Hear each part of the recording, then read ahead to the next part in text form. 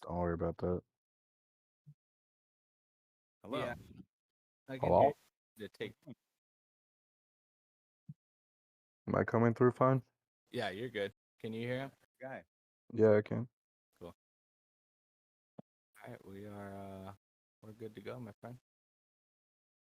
Alright, we're recording. You wanna? Let me pull up Let's see. a. Yeah. Do you want, Alex? You can have your notes pulled out. Okay. It's just a guideline. Yeah. No problem. No problem. It helps. I like that. Um, There we Q go. and I are very like systematic with things, so we like everything to be as concise as it can be. Well, you're the We're, producers, and I'm the artist. Yeah. we're building it. We're building it. Hey, he's you right. you wrangle me in. I'm the cactus, and you're the factory that turns me into cactus juice. Uh, Cactus juice. People love it. It's a common thing. Never had cactus juice. Well, that's not a life I'd like to live. Only cactus cooler. Hey, you know what? No cactuses were harmed in the making of cactus cooler. My Theo used to drink that before he died. Ooh. Hey, till death do us part. Hell yeah. Yeah, I got the notes pulled up. You want to reel us in with an intro? Yeah. Reel us in with the intro off the top. Let's see. All right. So, I don't even know where to start. Sorry. So thank you everybody for joining, listening, subscribing, whatever. All that good stuff.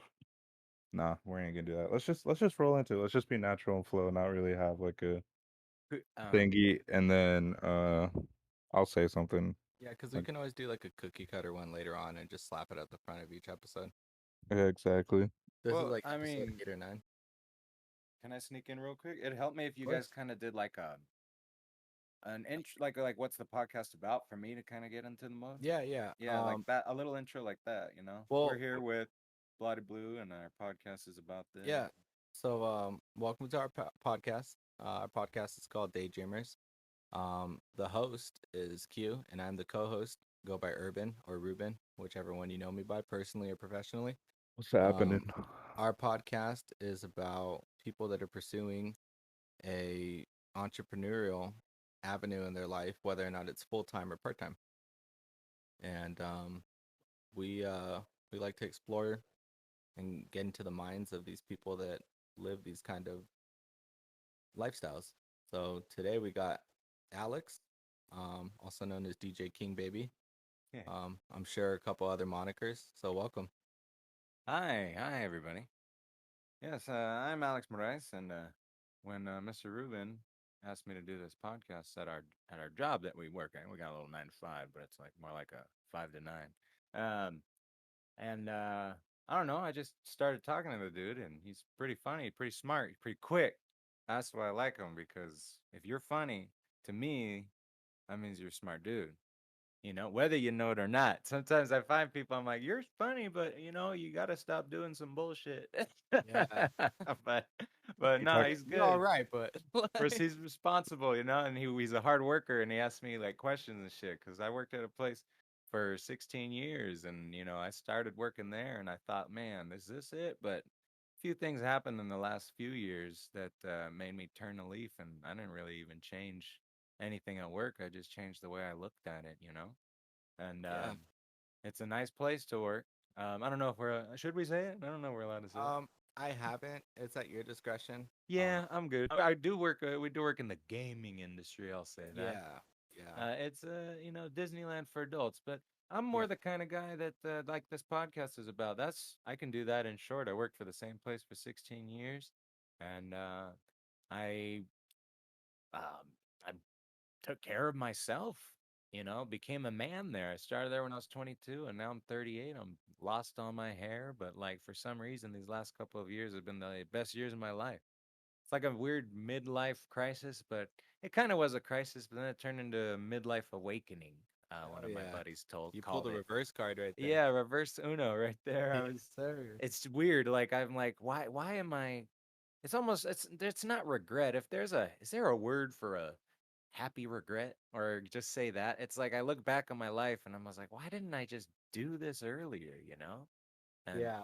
Maybe Yeah, I I like know don't. exactly. reflecting in a sense. I don't know. Yeah, yeah, it is a lot of reflecting, and I think that is important in my position. As I said, I was wondering why he called me to do this podcast because all I really do is work my job. But then recently, I started DJing at a brewery called Solaris in Murrieta, California. I'll plug them; they're really good people.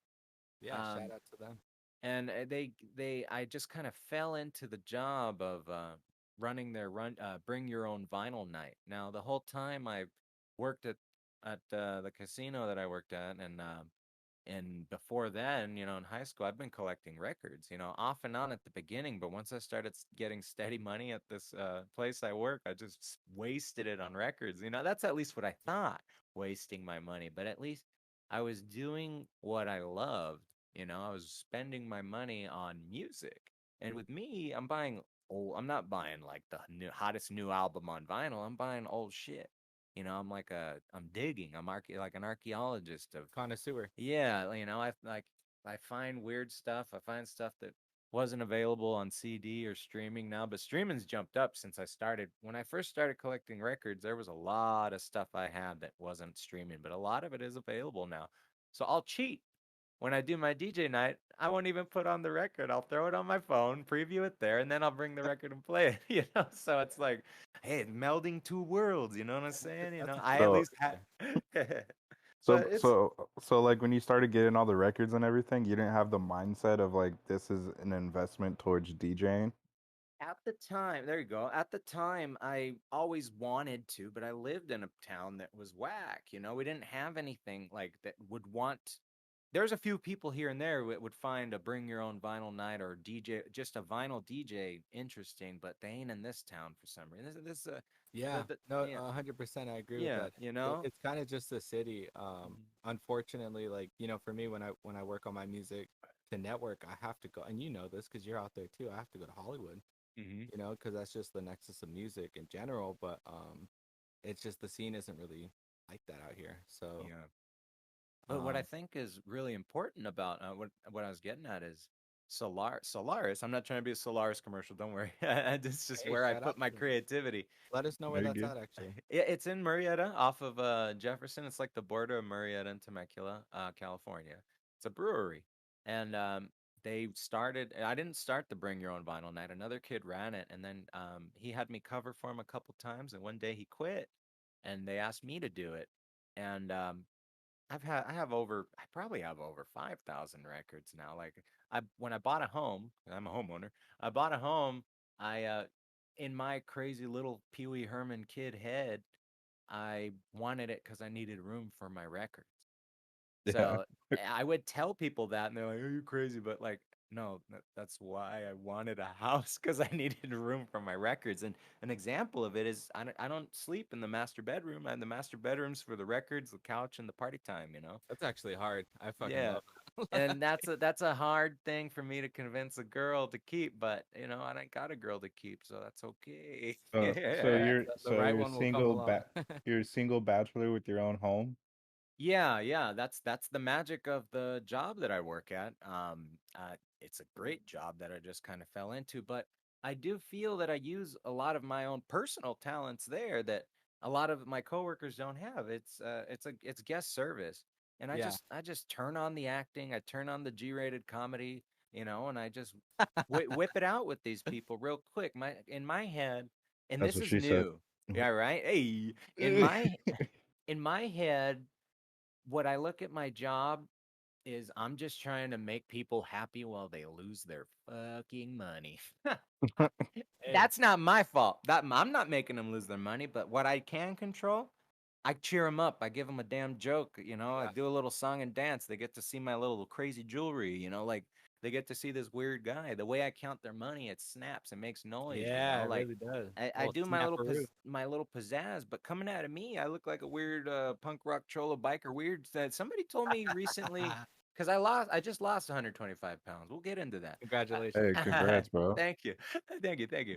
But lately, people at work have been telling me that I look like, and it kind of pisses me off because I love this guy, but they don't have the right reference. They're like, you look like the guy from the Chipmunks movie, the record producer. And I'm like, wait a minute. You mean David Cross? He's a fucking genius. Yes, why, thank you. Yeah, But please don't equate him to the movies that he has to make for money to eat. it, Although it's it's those like movies, people calling out dances, being like, "Oh, that's from Fortnite." yeah, you're Yeah, right. Huh? It's exactly. like Same thing right there. yeah, it's Yeah. funny. But actually, yesterday at the DJ night at Solaris, Beer and Blending at Marietta, California, this dude came up to me, and this was nice. This was nice. This dude came up to me and he said, "Hey, man, like I don't have any records or nothing, but I've been here a couple of times, and you always play crazy stuff, and I just wanted to tell you, like, you always look cool. You're dancing and stuff, but." Anyone ever tell you you look like Quentin Tarantino? I could, Yeah. okay. Now we're on the right path. Hey. And I was like, well, yeah, they have told me that, and I met him once, and I was hoping he'd say the same thing, but he didn't. We just talked about him. You know, that's fitting, right? But Yeah. Good. but Feeding into his ego. you know, sometimes you need a little bit if it helps in certain things. It Oh does. yeah, It for does. sure. I am in the process of trying to remove most of it, but I realize that sometimes you need to boost yourself up in this society that we live in. You know, all those things that they talk about up in the mountains in the Himalayas and now on TikTok. That's a lot of old news that can evolve into something else. You know, completely ridding ourselves of our ego means I'm gonna go live on the top of a fucking mountain. No, that's not what that means. You So, know. so hot take, like you Oh, removing your ego, does that mean like losing some confidence in a sense? Because in my eyes, I, I feel like having an ego low key portrays like having a little bit of confidence in Yeah, yourself. well, there has to be a balance, I think. Yeah, there you can find the balance, but I'm more in the sense of loss of ego in the sense that we're all the same. You know, respect. we're all only as strong as our weakest links. But when we're out here doing magic, when we're out here doing stuff that people don't know how to do, we're doing it for ourselves because we can do it. But also it's like what's an example? I like driving around town in my new truck blasting Mexican music when homeless white people are walking down the street. No, and I'm sorry. Hey, I'm That's a just being real. perfect No, I'm comparison. just being real. No, like, because I live with like a bunch of meth heads and I just got to see them every day. And I'm like, well, let me hear. This is my Ford Maverick. I'm going to turn up my Adan Chalino Sanchez so you can Yeah. hear, yeah, so that you can hear me. And why? Because I know what you're saying. I'm not saying it. All I did was turn up my music. Drive on. Sir. Oh, I'm just assuming because I'm a horrible person, and aren't we are? Aren't we all? Aren't Yeah. we all? A That's the little bit. thing. That's the fight of life. To me, is goddamn, I gotta wake up every day and just try to not be a horrible person. Is that so wrong? Maybe if everybody thought like that, I Yeah. wouldn't have to blast my music. Yeah, living a lifestyle from a secular perspective. That's actually what I'm all about. Yeah, I don't think That's kind people. of getting into like religion because I'm agnostic, but I mean that's another conversation. What were you I gonna say, don't or Q? think is pe. it? I How don't much think time we people. got? Oh, we got time. Oh, we got plenty. I was Yeah, gonna yeah, say, I think it comes to a sense of like self-awareness for people. Like yeah, for me, like I didn't realize when I was growing up, like I'd start having conversations with people, and the way that I would talk and the things I would talk about portrays a certain image about me. And like there's that quote where it says like sometimes the smartest person in the room is the most silent yeah. Yeah. because Yeah, like you just because observe. our words are powerful. They create our reality. What we react to creates the reality that we have to live with You forever. know what I saw Facts. that I kind of want to bounce off of what you just said, Q. I saw another quote. It was like, if you're the smartest man in the room, leave that room. Cool. You know what I mean? Because it's like what if you're trying to always level up, if you're always trying to get to like that next bar, and you're all about growth and stuff like that, um, you have to surround yourself around excellence. You have to surround yourself around people that are doing They uplift you. Yeah, that are Yeah, I gonna like that help with one. that growth. They're gonna help Leave bridge that that. That's growth. I like that one. I'm gonna remember that one. Yeah, I saw that not too long ago. It stuck with me. I love seeing things like that. That are inspirational. They're vague enough to apply to a multitude of things, but they also kind of like, hit certain subject like right in the head. It's like, I okay, I, mean, I have a comparison there. that's the first time I heard that, and like my perspective of it is like there's a point in time for me where like I'd be hanging out with people, like smoking weed, doing whatever, and we'd just be talking about what other people around us are doing, and I'm just like, Ah, this doesn't get anywhere, you know? I get what you mean. I get what you mean. Yeah, yeah. That's why the circle, is the older you get, the smaller, tighter your Mhm. circle gets, man. And That's then what she even with said. that, I think about that a lot too. Uh, Having a circle that's small is what I'm trying to strive for too. But it's like I have so many friends, but I just kind of pulled back a little bit on everyone to see who keeps knocking. And Okay. yeah, and that's like you, man. You like takes a lot to be like, hey, can you come over to my home and sit down and record some shit? You know what I'm saying? Yeah, Like, I I get what was you're just saying. yeah, I was trying. It's not like I'm like I don't want to be bothered. I just pull back to see what to the like a wave, man. Like the wave in the ocean, it comes and it goes. I think my whole life I was always just trying to stick my dick in shit, but not that's not literal. That's it. Like, Well, or was it? Or was it? You know what I'm That's it. saying? I don't I want to was see the Feel always you, protein baby. powder. hey, Feel it's good. It's still good, baby. I never had kids. You know what I'm saying? It's still good. Just kidding. That means nothing. that you know of. That you That know of. means nothing. Well, Oh well, they're always in yesterday's tank top, baby. Oh But shit! Hell oh, oh yeah. man, pro choice. she ain't babysitting, but my kids all on the couch. Hey, Are those socks supposed to be standing up? That's it. That's it. Let's wrangle my ass yeah, in. You know, yeah. at home I thought about it because you did tell me what the podcast was about before, and what's it called? I had a little quote, and it's Charles Bukowski. He's my only favorite poet. I'm gonna say he's one of my favorite poets. It's like I sit there and read a bunch of poetry, which I'm not against, and maybe I should since No, I I love get this you there. one so much. But maybe I just identified with this horrible alcoholic, pockmarked, ugly dude for so long, my whole life. But because he is a perfect example of someone who worked a 9 to 5 job his entire life, but was one of the greatest poets of all time. And he wrote books and novels and things. They made movies about him, and his whole life, he did get famous in his older days.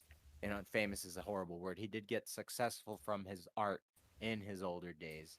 But Charles Bukowski, definitely an imperfect human, but an interesting one that I'd shed light on. And here's the quote: find what you love and let it kill you. Wow. Holy shit.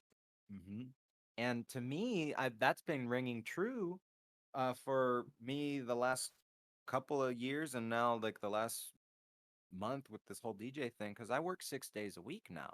And Yeah. again, single, no kids. I count my bless. That's a blessing to me. Like, and I'm not saying it's not if you have kids, because I'd be a fantastic father. Oh And I yeah. was for 3 years. We'll get into that. All the ladies out here, Ah. just listen. Yes, sir. This is gonna be a good No, episode. I could but just what I'm tell. but what I mean is I I do take into account now what's happening now in the present in front of me, and that's like all that bullshit you hear. You hear it all the time, but to get my take on it, what's happening now in front of me is I have my job that I've worked at for 16 years that I often end up fighting for. Sometimes I get mad that people don't work. I'm a fucking nerd, I guess. Teacher, he didn't do his homework. That's me. So you Yeah, I'm the better same way. fucking work. I, 'Cause I think it's more of like a not I want to say elitist mentality. Like for me, it's like, dude, if you're here and we're clocked in, yeah. then you need to be doing the same job, and I expect you to meet the same standard I Like am. it's like because I'm a leader. Like I feel. I think that ties back into like all of my friends that I have, and it's just it's in my family. My dad's always been the man. My sister's a teacher. You know what I mean? And my brother's like you. He had his recording studio and everything. I actually wanted to get into that because I was one Yeah. of the yeah, I'll save that. I'll save that bit, but I, Yeah. I want to get into like how I came about to like really getting to know you and we've garnered this relationship that we have now, and Yeah. and stuff like that. But yeah, I kind of I want you to talk more about your background. I want you to to delve a little bit into your acting background too, Oh, um, okay. and then your comedic Let's roles too, like your comedy that you've delved into as well. Okay. can we talk about like a little bit of like your upbringing, like if there's anything as a kid that kind of like pushed you to where you are now? Oh, well, yeah, there's definitely a lot of uniqueness in who I am, who we are as a family. My dad's from the Sorry, man. my dad's from the Azores Islands. They're Portuguese islands in the middle of the Atlantic Ocean. They look like someone swatted a fly on a map. Okay. No, I grew up my whole life and still now, and I don't blame you. I don't know the world, but I grew up my whole life and still now telling people where my dad's from, and they're like, "Where? What?" It is Portuguese islands, but the thing is, that the motherfucking Jesus Anthony Bourdain said, uh, people from the Rest in peace. Azores don't say they're from Portugal. They say they're from the Azores. It's a different vibe. It's islands. It was like a pirate pit stop, you know what I'm saying, back in the day. So who knows? We need to do genealogy on us to figure it out because we could be a mix of whatever. But Yeah. Oh, that's you Yeah. dad. should take advantage of that. That's Yeah. 23andMe is like the most consistent one right now. Right? We should get a sponsor.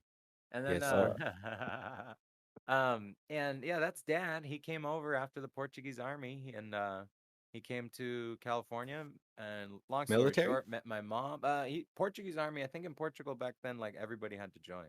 Oh And shit. so like when you join they kind of help you get a green card or something back in the day. He whipped out over here after that. And my mom's from San Luis Potosi, Mexico. So and she had our step grandpa married our grandma, and they moved up and out of Mexico, and then that's where they both met. So and so half Mexican, half Portuguese. I speak Spanish, but not Portuguese. Dad, he said, "Well, I'm not a teacher, so I don't have a time. I have to work. I'm not on. I don't have no one to talk to in a Portuguese." That's dad. Hell So yeah. that's a little life. That's a little taste of my upbringing. A little different. so We grew up you're first generation here. me, my brother and sister, first generation in California from the Morais family. That's Morais. Morais. You need some cool. You need some more ice. Brah. Bah, bah, bah, bah, Hey, bah. calm down. AKA DJ King Baby. Bah, bah. But Hey, but that's it. But anyway, that's enough of that. We'll edit that out. We'll cut that out. No, Just we're kidding. leaving that shit in. That's staying in. But yeah, like we came out of San Diego, me, my brother and sister, and when we moved up here in this area in 1988, what's it called? First grade, I went to the Paula Mission Indian School. We weren't Indians. This is a beautiful story, real quick. My brother was a year older than me. He always got beat up by the Indians because he wasn't Indian. I told him I was, and I learned to dance. Okay. Okay. I wasn't trying to get beat up. just But I think if I look back at the day, I'd be mad at little Alex, like, "Hey man, you gotta be proud and be Hey, Mexican and fool, you can't do Portuguese. that. You can't do that." And I just didn't want to get beat up, so I learned to do little Indian dances when I was in first grade. So Did it? But did it work? you know what? Now in retrospect, I don't think I ever said I was Indian. I just did the dances so well. So And they maybe just assumed it. I think it's all right. Hey, that Yeah, guy I looks don't. down right there. Hey, look at him. Hey, Oh respect. shit! I did it. Respect. I did it. Don't knock his teeth in. Leave You him know, alone. He's I, good. yeah, first grade, baby. The views and opinions of this podcast guest do not generally reflect the views and opinions of the podcasters. Yes, sir. But I try to be a nice boy, but nobody's perfect. Like I said, I'm in the process of trying really hard to be nice. And again, wouldn't the world be better if everyone was at least trying to be nice? It's weird. Yeah. And I'm sometimes I really gotta try. I mean, Yeah. I'm the way it's like I give respect, right? But as soon as you start like what's the word? Yeah, like Testing it, like I'll test you back. Like oh yeah, you can't let nobody walk all over you too, because I did that my whole life. Because I always was trying to be nice. been there, I, been there, lead yeah. some. I had a girl at the house, not like that. But she is. She looks like Rosario Dawson, but like beautiful alien. I won't say her name, because she's got a freaking cool name too. I won't say her name. and she was talking about her son, and I liked the way she talked about how kind he is. And I straight stole it. Here it is. I'm admitting it on air. She said that he doesn't lead with ambition, he leads with compassion. And I was like, bruh, that's me, beautiful Rosario Dawson girl. Yeah, Like slash that, Yeah. alien. that's another good one too. And I'm not out here trying to just be like quote this, quote that, but like that one rung true to me, dude. Because Yeah. I was the guy that was like got along with everyone because I was funny, because I had to be, because I wasn't beautiful, so I wasn't out there trying to get laid. I was just trying to make people laugh, you Been know. there. So and That's real. what's it called? I would be the dude that like in the fucking movies. I'd be the dude that sat with the nerd that was sad and shit. You know, I was that guy, and I brought everyone together, and I think I still kind of do that at work. Um, about me, we're talking about me, right? Yeah, Yeah, yeah, of of course course we we are. are. Shit. This episode is all about you, baby. I don't even see it. It's like Providing value to the dreamers. Hey, fool, yeah, you know. it's like your eyes are like closed, fool. Wake up. Oh, hey man, I got a third one that's open. Oh Hey, shit. show me. Hey, can hey, I'll show you later. Those are my Stick it mom's out, ones. fool. Hey, no, like it's like in here. No, I mean that's a thing too. One of the let's see. So I've always been that compassionate guy. I've always been an interesting person in the sense I've never really felt like I wanted to do anything anyone else does. Because I think of my upbringing, because I felt I was so different. You know, I think in middle school, yeah, exact. Not I think I know. In fifth grade, middle school, I was going like the little cholo route. And nothing wrong with Snoop Dogg. I freaking love Snoop Dogg, but I just my vibe, like I would buy the flannels and Dickies and stuff, and I was doing that. And then I heard on my sister started listening to rock en español, and we had a station that came out of Tijuana, and it played nothing but rock en español, like Caifanes, Maná, like back in the day when there wasn't much, and stuff. Phobia, Café Tacuba was my favorite, stuff like that. But What was this like 96? ooh, that maybe earlier because I was started high school in '97, so maybe even Okay, '95. okay. And like, well, you're right because it was the end of middle of middle school. Because Yeah, actually, because that's middle what my school I mom got would into listen Oingo to. Boingo too. Okay. But but there was this radio station that played, so it might have been earlier than that then, because this radio I want station to say played like 2 or 3, 92 or 3. maybe I can't pinpoint it. Because It my was mom called just sent More me FM, okay. but they would play rock en español, but they would also play 80s music, Morrissey, Depeche Mode, The Smiths, The Cure, like new wave shit. That was already old by then, like 10, 15 years old. Um, and that's what we liked. We were listening to this radio station of Morrissey, and my sister had friends that got her into it more. And we were like, me, my brother, sister, and cousins, we got into like, he'd go to school with like a shirt with Robert Smith with like lipstick on, and they'd be calling him gay and shit like that. Same thing with us. We'd have like a Morrissey shirt. And it's gay. But what's That's it great, called? fool. Yeah, no, but it gave me Yeah. this mentality. It like enforced my like outsiderness. I'm like, well then if that's how you're gonna treat me, then yeah, I'm a big fucking faggot. Then what are you gonna do about it, you know? Yeah, and Oh, real quick, I wanna say something about that too. Like, I you can't remember, use that word. yeah, Well, that's I'm talking about scary. me in the sense that here I'll defend Nah, it. I'll defend it. he's fucking with you, man. No, no, no. What I mean is, it's like these people all thought that of me anyway. So it was more like, well, then fuck you. Then what? Yeah, Is that yeah, all you yeah. got? What else you got to say? Well, When I was in school here in Murrieta, it was stupidly polarized, and like the punks, the goths, all the weirdos, we sat together because there was six of us, like one representative from each subculture. We have a goth, we have a punk, we have this. Everyone was a else, skinhead there too, or no? yeah. Well, we have the Okay, cool skinhead that listen to reggae, like the not racist ones. okay, But gotcha. But there the were other ones, racist. There was yeah, racist ones in like Elsinore. yeah, they kicked it. They kicked it. Yeah, yeah. And Yeah, yeah. you don't No, go over there. it was out there. It was weird in the '90s because no internet, and so people that was still a thing. People made their little gangs and stuff out in the open. It wasn't You on said their Elsinore? phone. You were in Elsinore? I went to school in Marietta though. I went to Oh, school in okay. Marietta. Because I Yeah. went to like all the different schools out here in Riverside County, but I remember in Temecula there was well there was Africa in at TVHS and at Elsinore High, but then there was also Mexico. So you could go to either of those areas and you just have those again, it goes back to what you're saying, like how everything is polarized. It's just like very archaic um mindsets that kind of just like come to fruition. But what I wanted to get at is I remember the color pink. Like you couldn't wear pink when I was in Weird. grade school. And now like I rock that shit just because I fucking love the color pink. Like I think pink's a dope ass color. But it's like one of those things like it's slowly it's one of the pros that we have from living in a progressive time period. One of the pros. Yeah, Um I like that. Real quick about the pink. I like wearing rainbow stuff. I wear that's rainbow hard too. stuff all the time. And what's it called? In my little head, I wear it because I love Robin Williams and Okay. his suspenders on Mark and Mindy. That's why Yeah, I wear it. rest in Little peace. accents of rainbow things like that, shoes and everything. But having that on, it brings a lot of people like, "Hey man, hey, what's up?" Like, and I'm like, "Yeah, I'm down with I'm you that guy. too. I'm not gonna not be nice to the LGBT community and wear rainbows. I'm not gonna steal it from them, but I'm like, yeah, no, I support you too. But I also wear it because of Robin Williams, and they're like, what? And I'm like, yeah, you don't get it because I love Robin Williams, man. You never Yeah. seen Mark and Mindy? And I was so I get caught up a lot, but like not like I said, not a bad thing because what's it called?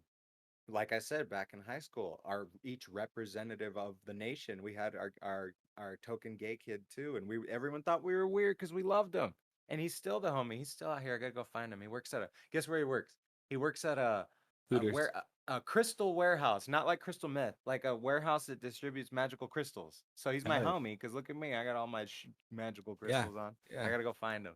I gotta find Yeah, him. you're always decked out with some sick shit. I'm still waiting on that what do we talk about? The emerald piece? The little emerald or something Oh yeah, green. I just bought a little emerald ring. Yeah, Yeah, rough that's my emerald. favorite color. I don't think it's my birthstone. I think it's actually ruby, but I like the color green. I like emerald. Anything green. I Jade, if I, whatever. if I'm not mistaken, I think emeralds and rubies like spawn or whatever the word is grow in the same environment. Like they'll be mixed up together and stuff like that. Yeah, I have a buddy that plays Magic too that also sells he does that as his bread and butter. He sells different stones and he sells artwork. He's kind of a merchant when it comes to like artwork and Cool. crystals and stones and stuff like that. He's a cool guy. I like that. I bought when I was playing Dungeons and Dragons with the homies back in Ukaipa. I bought Labradorite dice. They're Oh made out of. shit. It's one of my favorite crystals. They cost like $150. But what's it called?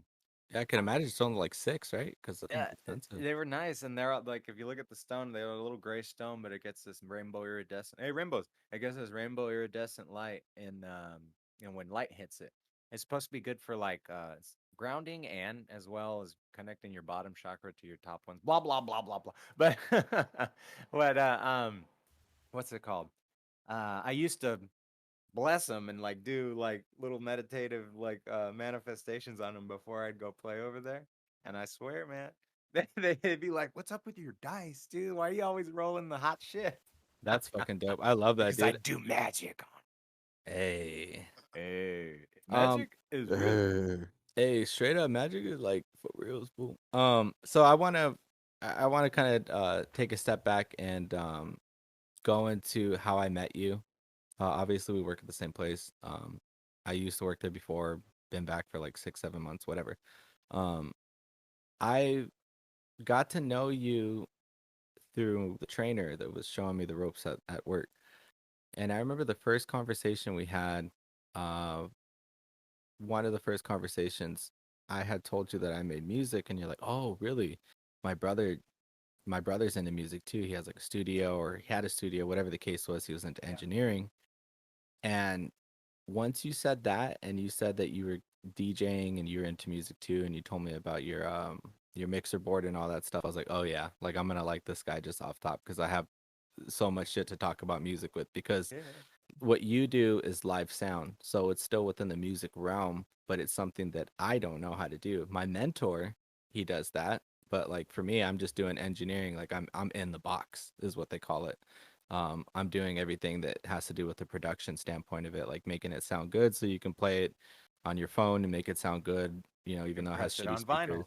Yeah, press it on vinyl, you know what I mean? Break it down to the correct file size, all that stuff.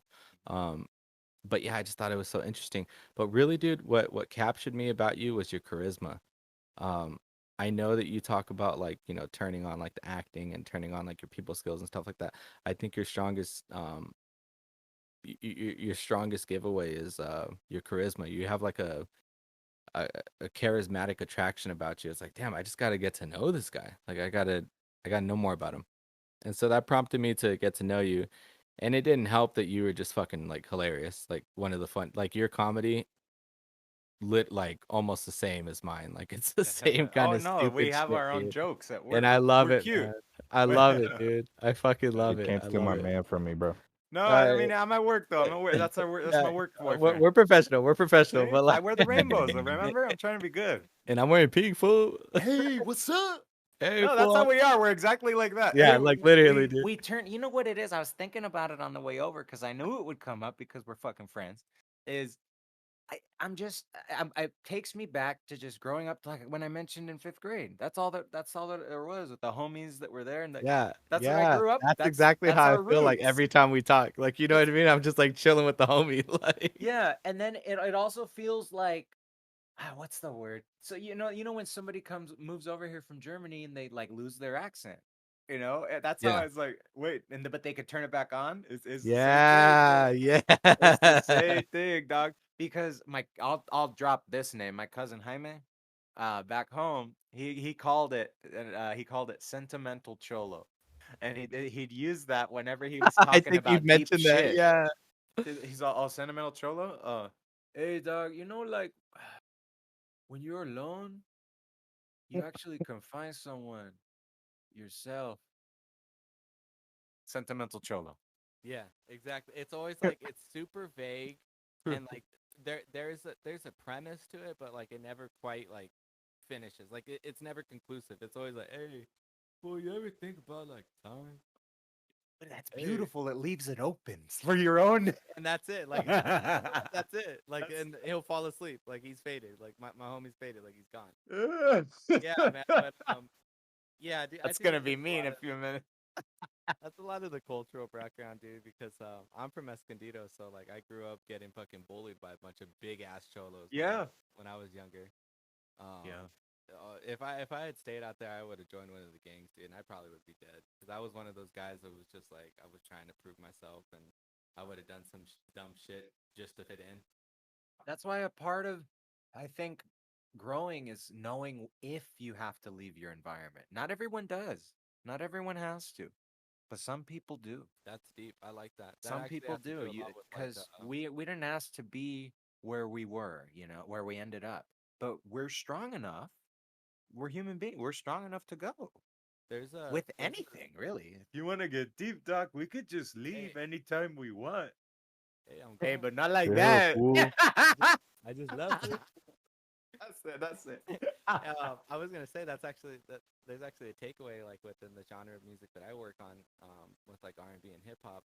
That's a stigma that is shrouded in a lot of controversy because these What? artists get big and then they leave, wherever their hometown is, and then it's either like two schools of thought where it's like, oh, so you left where you're from, or it's like and you think you're too good, or it's like, nah, he stayed and he's still down for like the crew or whatever. You know what I mean? Like whatever it is, it's that same kind of thought process. It's like, do I got to dip? It's like one way or the other, right? Like Yeah. who's that the rapper man that died and from L.A. I know from Compton recently. He He was was talking about Nipsey. he was the kind of older, right? Yeah, and He kind of it's stuck unfortunate. around, right? Like Well, not kind of. He was working on foundations to put kids through entire the entire school program. He was doing things for extracurricular activities so the kids could stay out of trouble. Jesus. He was doing food drives. Oh yeah, He was taking he care was of a hero, like that. He was a hero, dude. and someone killed him. Yeah. Oh, is that what happened? I forget. I know he uh, passed away, but I it, knew he was to my important. to my recollection, Q, did you look into this at all? Yeah, like a while ago when it happened, but I don't have like the facts. Like you can't quote me on it. Yeah. I don't either. I just from my recollection, I know there was like a hit involved, so it was like That's a pay wild. type of thing, and it's just it's unfortunate when you have like a pillar of the community, um, cast as like a martyr. You know what I mean? As an example, because it's very Yeah, gun down. I Google real quick. Gun down outside a clothing shop. yeah, very demoralizing. Woof. Like for the future. It was a hit. Um, so yeah, that's what got me into tying it all back. That's what got me interested in like getting you on the show, because of just the extensive too. Like, you showed me snippets of your stand up.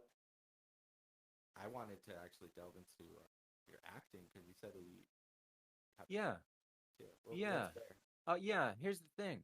I never did any movies, but I went to acting school, and in acting school, that's where I learned meditation for the first time. Um, so acting school to me was just fun. I found a lady at work at the same job that we work at who saw my charisma, bro. Huh? You guys are producers. Yeah. Who saw my charisma. She said those same Yeah. fucking words. And she said, I run an acting school in Hollywood. And I was like, bullshit. Like, okay, what are you talking about, lady? It's like a And mag. and she did. She helped. She co-ran a place. Her and another woman. It was nice. In this just they rented a couple of offices in a building in Hollywood off of Orange. I forget what I think next to the Roosevelt Hotel, right? The Roosevelt I on don't know. right. But yeah, it's just some big building. I met the Backstreet Boy with the mustache, AJ. I met him in the elevator. Anyway, I was Hey, all, "You're a Backstreet Boy." He's all, "Yeah," like he thought I was gonna make fun of him or something. And I was like, "No," I was like, "That's cool, man." He's like, "Thank you." Then his demeanor changed because I didn't listen to Backstreet Boy, but it's cool to fucking meet a Backstreet Boy. What if he walked in right here? Hey, I remember you from the elevator, dog. You were tight. You were nice right? to me. But yeah, back to the acting school. So yeah, same thing. Like homie said, I'm a weirdo, as you guys can hear. Not a weirdo. That's what I thought back then. I'm not. I'm not now. That we'll get into You're that. just interesting. You're I'm an just interesting person. Well, the way I look at it, right, is like if you look at probably like all the like top actors and celebrities, they were probably the weird kids at school too that like nobody 100%. talked to. I do see that. I do see that. I think that too. They're the drama kids, and I Yeah. wasn't a drama kid, but it was always like our parents never let us do any extracurricular activities because we had to be home. That's all. And they did. And I'm That's not all even it trying to was. be funny when I say this, but like, because there's that token phrase, you're not weird, you're different. No, like you're actually just different. Yeah. And it's great. Like it in no way is derogatory. Like you're Yeah. different. You're cut from a different cloth. But Like sometimes, like my whole thing is, I grew up like just feeling like, well, fuck about it. But now switched it over, still feeling the same, different, but feeling fucking proud.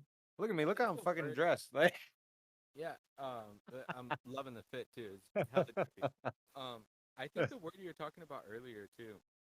I think the word is solace. Like you found ooh, solace and the life that you oh, lead. a redeeming, healing solace. Oh yeah. It's not word for word, but it's basically like a level of content within. Uh-huh. It's usually like brought on when you think about something for a long period of time. So like something that you've been mulling. That's Yeah, nice. I'm actually happy with. It's brought me solace. Yeah, that's a good word. That's what's happening with me a lot. You're right. I'm reflecting, like other homies said. Q. That's right. Reflecting a lot, and I'm finding like, oh, wait a minute, this hurt me, but it's actually this, but it's actually this. I don't want to go too detailed because there's some heavy stuff, but what's it called? I can go into like eating and stuff, but let's get back into the acting real quick, Yeah, because yeah. yeah, I want to write it. I want to write it. There's something Say there. about it. Okay. There's something there because that was the first time anybody believed in my talent. That's what that was. I didn't be a movie star, and I was never disappointed about that. Because even at the time, all I knew that mattered was I was having fun with a bunch of other weirdos in acting school. And not only that, I had so much fun. That was only $150 a month. Come on. Well, I don't know. With inflation and What age was this at? what's that? What age was this at? Oh, I was maybe 25. But I look better now. I had all my hair though. I had all my hair because I took headshots and I gotta find them. They're on a fucking CD-ROM. Hell yeah. I'll never Old find them. compact I disc. probably will never find them. But CD-ROM. I had grease in my hair and I took these pictures like James Dean and shit. But anyway, fuck. That was nice. I didn't have my gold tooth and I only had one tattoo because I had to know that shit, you know. So I didn't know that was gonna get a gold tooth, but I only had one tattoo. Anyway, uh, I just was doing improv games. I was learning art, like the craft, and it was so interesting to me because I like to just find the interest in everything around me. The teachers were interesting people, because they were actors forever. Little commercial, little this, little that, little this. This is perfect for the thing. But they're fucking waiters their whole life at fancy restaurants, and then they come and they teach acting and they teach it like it's the fucking cure for Creme de la cancer. creme. Yeah, Like yeah, like they're talking about it like it was it was a trip for me because these guys were talking about acting like when you see an acting guy talking about acting in a movie. yeah. And I love movies. So I was like, this is just fun. I found a hole. This is nice to reflect, homie. Uh, I found a hole to stick my dick in. Okay. Does Whoa. that make sense? Can Pause. everybody understand that? Can everyone understand Pause. that? I think so. Yeah. Because I That's just a had this dick and I Yeah. had nowhere to put it. Jerry Seinfeld. No, we're gonna. but stupid. Stupid. See, I think my drink's working now. Hell Um, not Solaris, but if I was Who do you drinking send beer, that? it would Let be us know what it is. Solaris from Murrieta, California. Solaris Oh beers. my god, how much are they paying you, bro? I, I know, right? I'm fucking with you. I'm fucking with you. No, because if you catch me on the streets every day, I'm talking about that fucking place. They're not. They're not. They really aren't. They really aren't. Anyway, We love it, man. We but love it. back to the acting though. Yeah, yeah. I was my first time someone believed in me, and in the things that I thought were wastes of time. And no offense to anybody that tells me that, because people think that way. Um, but I knew they weren't. That's all that mattered. But at the time, it was more like a little bit there on their side. But for me, I'm like, I'm having fun. This is cool. Let me just do this. Let me just enjoy it for what it is. And I did. And I fucking did. I learned a lot about myself. I learned a lot about other people. I learned a lot about, like I said, the guys who've been waiters for 30 years that love acting so much that they're waiters so they can be an actor. Yeah. You know, Wow. they're I fucking waiters so love they that. can be an actor, even if they're just an actor every now and then. It's the same exact thing as someone who badass dude, family man, construction worker, heavy duty, has to work all the time, busts his ass, who comes home, smokes a joint, and plays guitar. You know what I'm saying? Dude, That's the homie that across the resonates with me street so from much. me. Yeah. It's like he's following his dream. As long if it doesn't go anywhere but his heart, then that's cool. Yeah. What's wrong with that? You Yeah. know? So Just like so that quote you said earlier. It's like, hey, find what you love in life and let it let kill it you. kill Like you, you know? that's what I'm doing, dude. Like I'm Hey, working. Urban, you got really quiet for a minute. Oh, can you hear me now? A little better, yeah. Oh, okay. I'll turn it up on my end. How's that? Now you're echoing on him. Uh, is it better now, or I can increase mine? Let me know. Well, yeah, just increase like your input.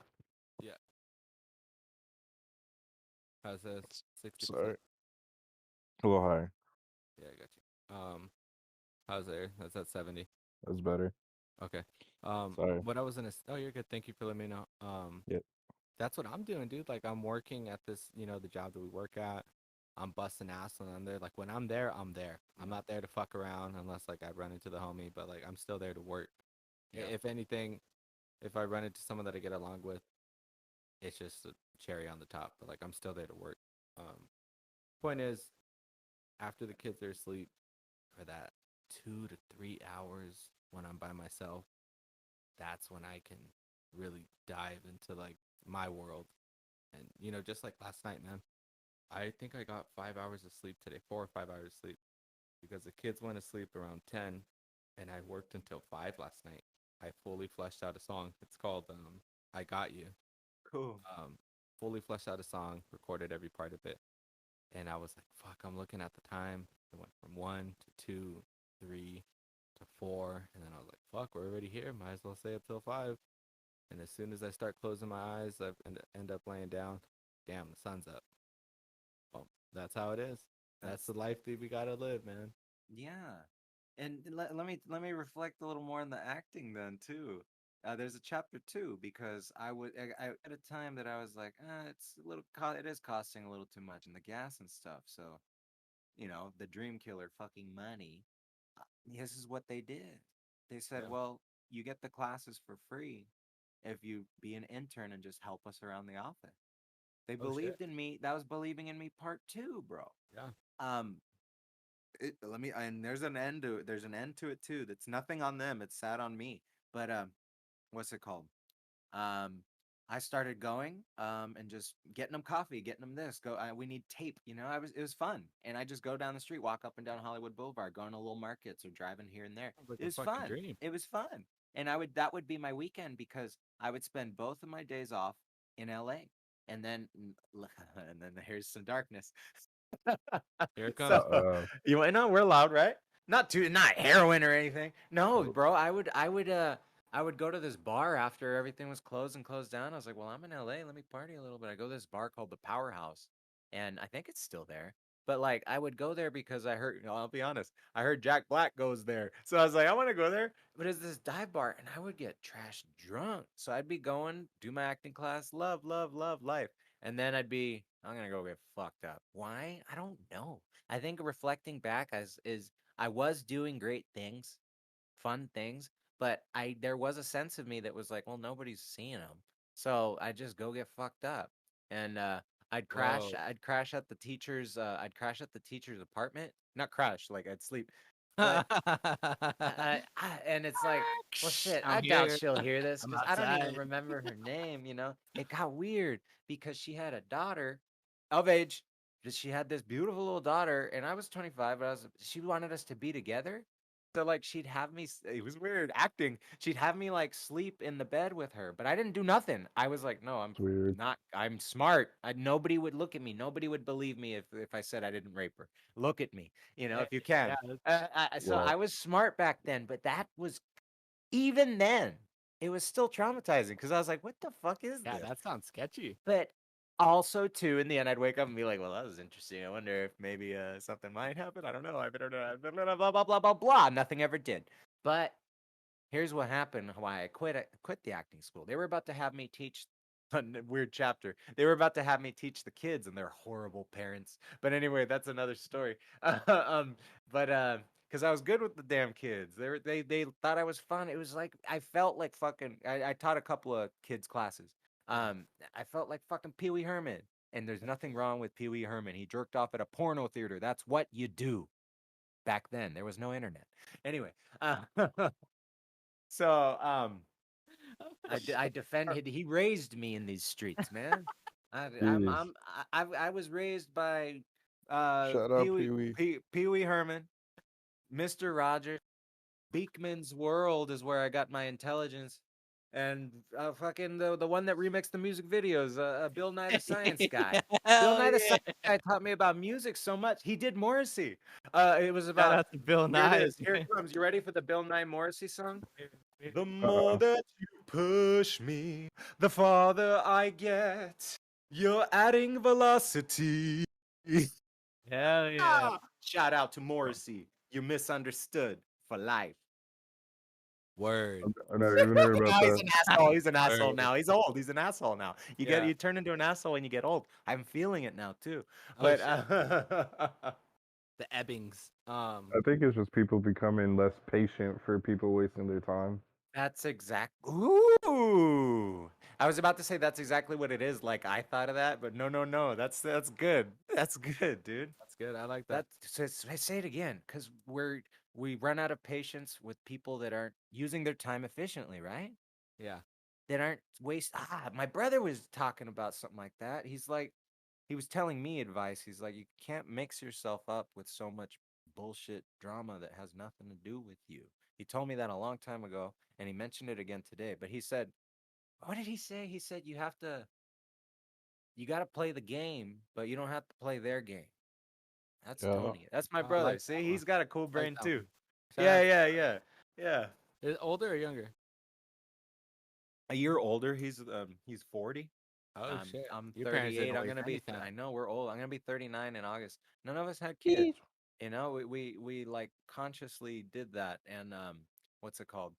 Uh, I shouldn't get all too personal. I'll just talk about me and my brother. That's good. Yeah, I But mean, there's nothing wrong with that. yeah, it was always something that I did because I don't think I'm ready. So that's why I didn't want them. But now it's a trip for me because here I am. If I had kids when I was 18, they'd be 21 now. So it's like True. I'm start thinking more about myself. I used to have this trajectory of like that's something I wanted, but I'm not ready for it. And now it's like my biological clock is ticking. It's not that.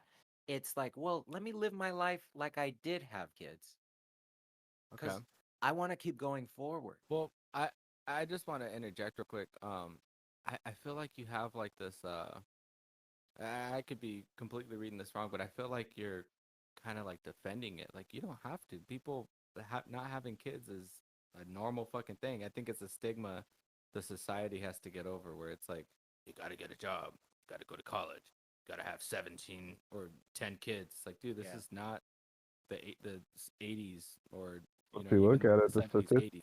the statistics came out that the birth rate is way down than where it should be too. So Yep, yep. It's interesting, right? That's because these young adults don't want to bring kids into this world. Yeah. That's the truth, man. Yeah, it's rough. And with that being said, with all due respect, Hey, chill. oh, where we going no, with this? no, No, we do no, that no, all the no. That's time. just Like, that's one of our cute. like, That's one of our cute little fucking. Because we're homies at work. you know, cute. It's like when Not gonna what lie. do you What do you say? mean by this? What do you say? Respectfully. It's like when there should be respect, but there's not going to be any respect. Yeah, yeah. That's when you say it. With all due respect, but Yeah. What? No, you're right. Like and this is a little part. Like I brought it up, but it's a little stab in my acupuncture though. Recently, that makes me reflect. I'm like, wait, I should live this way for me. I chose that. I'm like, I think I'm out there being no more kids, but I'm not against like dating girls with them because the girls in my range, their kids are like adults. yeah. You know what I'm saying? They're Let's cool. save that one because that's part of one of the sections that I Oh, have it for you is? later on. Okay, all Yeah. right. We'll say we'll So put that in the editing. So uh here, how about why did I quit acting? yeah, Um, let's finish that up so that I can bring into the main chunk of yeah, our real conversation. short. Yeah, after that, and I have I one quit question acting. after that. What was I it? quit the acting school because I got a girlfriend and I wanted to have time for her. Oh, Damn. uh, uh, uh. So The then, throes of life. but then I did do one play. So, I still had it in me. I was like, well, let me do a fucking play. I never got into a movie. I did auditions and stuff. I did a play in the Murrieta Community Theater that was in a gym. It Okay. was a play. It was called Lone Star. There's one act play, and I played a character named Cletus. I went What? to the What? dentist. I went to the dentist for a tooth that had been knocked out for a while. And I came back in the role with a gold tooth because I thought it was perfect for the role. And it was from a far back injury to puncture, but the tooth was still there. I finally took care of it and got this gold tooth that you Okay. dig for the fucking play because I'm like Johnny Yeah. Depp over here. Like Hell yeah. I put a gold tooth at the dentist, but I never took it out because I didn't want to. Like I was like, this is my fucking excuse. This is my trophy to me for Yeah. my acting days This is and your how staple. hardcore I Yeah. am of an actor. It's all for me. And guess what? I never told anybody that story. As how I looked at that, like when I did the I fucking was thing. about to say thank you. Like not that I've ever cared or ever really wondered, but like I'm glad that you shared that with us. Yeah, That's yeah. that's some personal insight, dude. I love that. So this Exclusive gold scoop. what do they call it? Method acting. This gold tooth is my trophy for the one time I was a method actor. Oh, That's yeah, what it dude, you is. pulled a you pulled a Yeah, Christian Bale on Psycho. Like, yeah. That's what it is. That's what it is. I I wanted love to be that, a man. truck driver, so I drove trucks for fucking 2 years before I did the job. No. Um, so before I want to get into the chunk of what we're going to be talking about your DJing, um, real quick, I think it's important for the audience to talk about things like this because it does have to do with lifestyle and taking control of matters in your life that affect your health. Um, A lot of talk mental about your weight reflection. journey, dude. Yeah, goes back to that. Oh, thank you, thank you. Well, Well, I want to ask one question that, like, I mean, it's just kind of like the staple of the podcast. Like, are you trying to escape your 9 to 5 with like DJing, acting, or anything like that? Right now, I'm not. I'm not because my DJing, I do it for Solaris. I do it for those guys because they're fucking cool. They're fucking nice. I'm not trying to plug like those guys are have been a really good friends to me, and they pay me. Yeah, I get free beer, but what I mean is that little spot is a little hub for interesting people to go to in this uninteresting town. And it's the first time because I've lived here long enough to see like, wait, they have hip hop shows, art shows, punk shows, uh, bring your own vinyl night, comedy nights, everything like that. And I never seen that in this town. I seen little venues, rinky dink venues pop up and go because they don't have a proper business. These guys are a brewery. They run the brewery, they sell good beer so they can do the stuff that they love. That's why I got to get them in here. I don't want to kill it. I don't want to kill it. Yeah, I you're Oh, got good. You're to good. all entrepreneurs. yeah. Yeah. Yeah. Yeah, cuz it's nice. So you want to talk about the DJ stuff now or Yeah, well, Q brought that up because that is the premise of our show. It's anyone that's an entrepreneur in the sense of like you're controlling your life when it comes yeah, to what you do if for I'm like a trying to living. escape or not? Yeah, Yeah. well the thing is in recent times I love my job. I love my job because I've been there for so long. If it was college, I would have been a doctor twice. And I'm good at it. So I want to cultivate, I became good at it by being there, having to do it. And part of myself, which switched myself to love my job, is that I'm in the process of cultivating and growing the things that I love that I'm good at. I Yeah, became good exactly. at I became good at my fucking job. I Hmm. really did. And I defend it sometimes because I get hard about it because why am I so fucking good at my job and you guys aren't? It happens. I, Hey, I gotta I work feel it. on that. That's why I wear these fucking crystals. but I feel it. but but like see how angry it makes me? That's interesting, right? It's But passion. it's not. It's my fucking passion. It's our like thing, pride, passion, and professionalism. It's just sometimes my pride and my passion gets in the way of my professionalism. But that's I think the magic of me because people go there. It's a casino. People go there. It's adult Disneyland, and I'm fucking Mickey Mouse. That's what it is. That's how I see myself. Not in a bad Mickey Mouse way. That sounds like a fun thing. I want to be I'm the fucking mascot. Here I am, but I'm this weird looking motherfucker with a gold tooth and rings counting their money like I've been doing it for gangsters for years, like I that's how I feel when I'm there. That's in my little head. I have fun while I'm there because I'm there now and it's what I have now.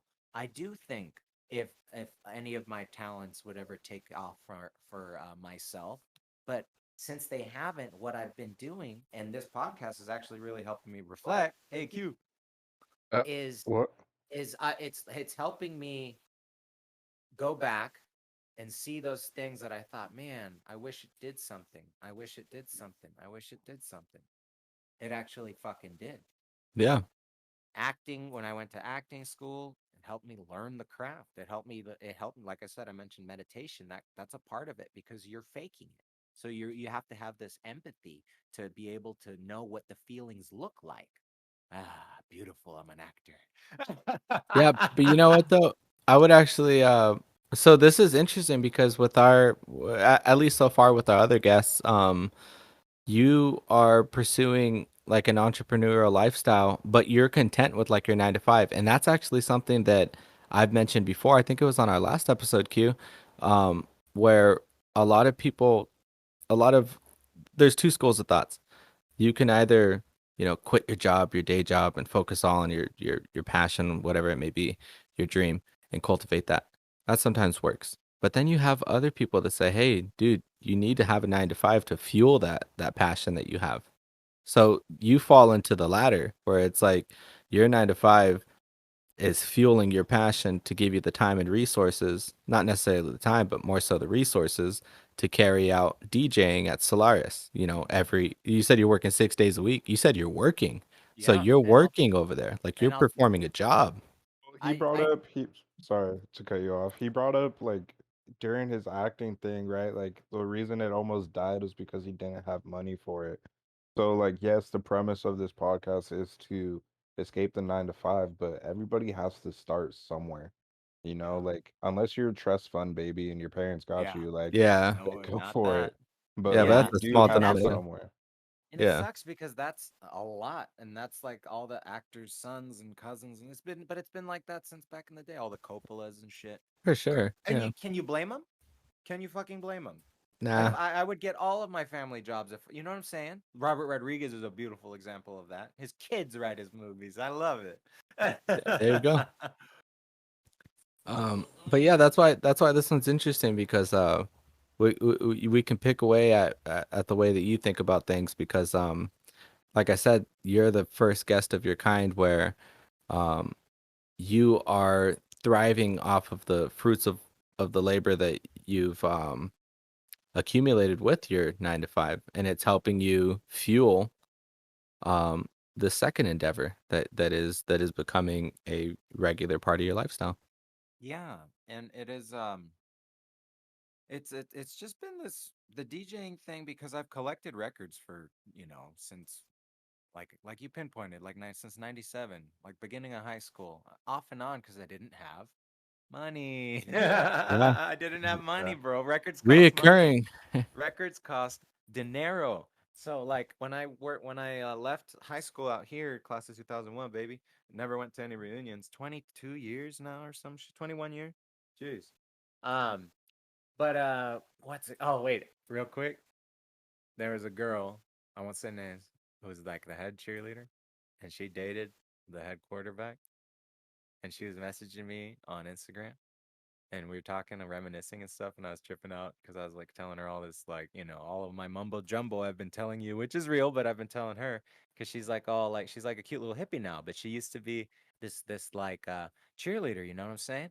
But in the end of high school, she started dating this punk rock dude, and she started asking me about the Ramones. I was like, "What? I love you." And then we graduated. I never saw her again. But what's it called? She was taught in so many words. She told me, not in so many words. It's a quote. She said, I've always thought you were better than most men.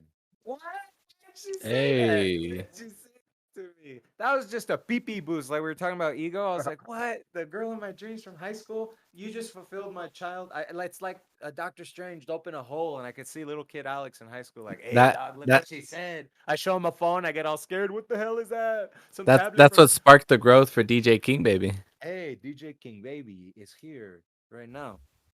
Um, yeah, it's just that was a little story. Now that I got lost, yeah. Yeah, You good? Q, do you want You to good? get into the main chunk of our conversation here with the DJ? Okay, yeah, yeah. I am. Yeah, you guys are talking about how I'm happy about working. Um, I am happy that I am working, but it was more so in recent times that I looked at it that way. More so, I was working so much that I always thought I was missing out on a lot of things, and working does. I still do miss out on a lot of things, but I have this different drive now. I don't know why. Um, I think it's just because of the way I look at life and handling the things in the present, like not worrying about like yesterday. I booked a plane ticket to New York, not New York City, like upstate, because my friend's getting married. Because I had to, and it was Hmm. like I don't know. I did it without looking at my money. Just like I'm credit's good enough. I can do this. Like something like that used to scare me, but like even my funky little hippie mindset changed my business side too. I'm like, no, I Yeah. could do this. It's a freaking credit card. I've done this a million times for records. Here's the thing. I've been doing stuff for myself for so long. All I had to do was twist it. Alex, come on. You spent thousands of dollars on records. That's why you couldn't go on vacation. Now you don't have to buy records because you have too many and they're working for you. Yeah, They're Yeah. exactly, dude. working for you. They're making me money. And I'm not It trying to was an say investment you I'm didn't know not about. trying yeah, I'm not trying to say, "Oh, I'm getting rich off of this." No, no, no, it's not that. They're working for me in the sense, yeah, I work 6 days a week, but you could say I work 24/7 because I go when I'm done with the gym when I decide to go once every 3 months. No, after work I try to go to the gym more. I've been going lately. It's nice. But anyway, after work I go to once I get home, I'm either putting records away or digging through looking up more records to play every Thursday. Just I never did that before. I would just play records to chill out and hang out and or show them to the homies when they come over, which never happened. It's rare. No, they do. They do. But what's In the it called? master Now, bedroom. the thing that's fun about it is now I don't need people to come over. I go somewhere and I do it. And it to me it's more so like these guys hired someone to just play records at their place and it's fucking cool and that's it. Like I'm not out there trying to be like my setup is whack. I'll say it's not the I bought it myself and I wanted it that way because I knew I'm just playing records. I'm not scratching and shit. But if I got two of my records, I'll try to mess with things and lower the bass and make it all like that. But You're still no, doing live sound though. Like that's it's still I'm live doing live sound. sound. I'm mixing. I know what I'm doing up there. I can mess with it and things like that. I know when it sounds bad and I know when I need to fix it. And I'm learning as well. But and there's this a patron that shows up with records and his dad, and they bring cool shit. He helps me with sound too because he used to be a sound guy. My brother used to be, and he hasn't come over. Tear. No, because he works. Yeah. That's why. That's why it gets in the way, but it's okay because that's not personal because he works. We all have to work. We all have Yeah. to start somewhere, Yes, like you sir. said. Yeah, And exactly. That's what I was literally about to say that. It's funny. so, and for me to be someone who always delved into my talents in hopes in the past, in hopes in the past when I was younger, in hopes in the past that it could progress to something like stand-up comedy. So for a couple of years, I did stand-up comedy, and and I fell into that because I made friends with a guy's sister, and I found out he did comedy. I'm like, oh, okay. Ladies man. Yeah, yeah, yeah. I made friends with this guy's sister, and she told me he did comedy. So I was like, oh, let me go see him. So I went and saw him, and I saw how much all the stuff I learned from acting school. I was like, wait a minute, I could do this. I ain't afraid of no stage. I ain't afraid of no mic, obvi. But That's but what I'm saying. Like I feel like everything with you is connected because like you started with the acting, then you got into into stand up, and then now you're doing live sound, which is kind of like an amalgamation of all those things. it's like my story is it sounds like somebody who could go somewhere. I know that. I know this. But it's just like you guys said about families and this and that. Like I think that like a renaissance man. I could do a little bit of everything pretty good. It's more so because it's coming out of this charismatic, this charming man that people like it. But in the end, I don't think it's going to make me money. It just makes people happy, and that's all that matters to me. And it makes you happy though too. Yeah, and more so, I've been vibing on that, not really recognizing it before. I do these things because they make me happy, and So, work oh, go ahead. helps me because I know I'm good at it. It now makes me happy, and I use work to do the stuff that really makes me happy. Yeah. And What were you gonna say, kid? I was just gonna say something completely left field. I was gonna say, so hypothetically, the sugar mama comes up to your work and she asks you, "Hey, do you want to be my sugar baby? Because I love your Hey, charisma." save that. Hold up, save that Charisma. because that's a question later well, on. there's potential for it. Let me tell you. Let me tell you. We'll chill on that one, Q. Check the end of our notepad because I got I'll something. put it in there. For that. Great minds think um, alike, I guess. yeah, Let me get right. a lady drink. Yeah, go for it. While he's grabbing a drink. It's- that's funny, Q. You and I are thinking like way too much. So once you grab your drink, Alex, we've got into your We can background talk with about women too. Like if that it's interesting the way that's gonna be in a section. Okay, okay. That's why I got some questions lined up for you that I want to pick your brain about. Yeah. Spick it. So anyways, let's talk about the DJing though. Like how is Yeah. that? Okay, you work your Monday through your Friday, right? And Yeah. then your sixth day, you're DJing. Tell us about the entire day. I need to know about it. Well, Well, how'd you get set up in the brewery first? Like, how'd you get your foot in the door? I did follow a lot of breweries because it is an interesting thing to do in town. It is one of our things that is unique and actually nice that we have this whole row of breweries in Marietta, and there's other breweries in Temecula that links up with the wineries that are out here. That's where I live. Yeah, you get In this industry in this discount if you work for any. they have industry nights on Tuesdays, and that's when they do karaoke. And it's industry and like medical, like cops and stuff, but it's also a disc golf tournament. So they got karaoke, disc golf, bunch of teachers and cops and hippies. It's wild. It's fun. That's what I'm saying. Thanks, Like sir. that place is interesting. Um, but yeah, they had a bring your own vinyl night, so I just showed up with boxes of fire. Understand? Boxes of fueguissimo. I would come in there with shit they'd never I seen, fucking love that. shit they'd What never was that heard word of. that you said? Fire fueguissimo, fueguissimo. Fueguísimo. This is Sí, buenísimo. sí. We're gonna make that a trend. Yeah, I love that. Yeah. About a good old box of that fueguísimo. And but I mean, not just me though. That was the thing. Not just me. That's why I was like, hell yeah, because I'd meet all these other people with their cajitas de fueguísimo, their cajitas Hey, de cajitas. Hey, but Was like it I more so that? Was it more so that or the fire? Like, no, there was enough actual fire. That's okay, why I was that's like, good. and That's you good. know what it is? A lot of people are showing me a lot of new hip hop, so I'm like, yes, I need to listen to this. Kendrick Lamar's God. Yeah. Kendrick Lamar's is God. He's Jesus Christ. Whoa, whoa, whoa, chill, Hey, bro. hey, I'm sorry. Hey, hold up.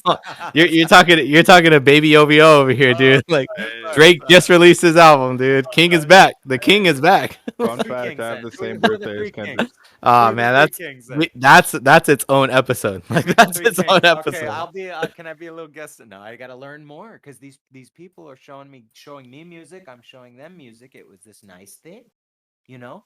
So I And would with show what you're up. doing, that's important. That's really Yeah, and important. I wasn't really doing it yet. Like I would just show up and what's it called, and do it, and call it. I'd be a patron, you know. But then, oh, a doggy. Oh, we got an interjection. Oh, Uh-oh.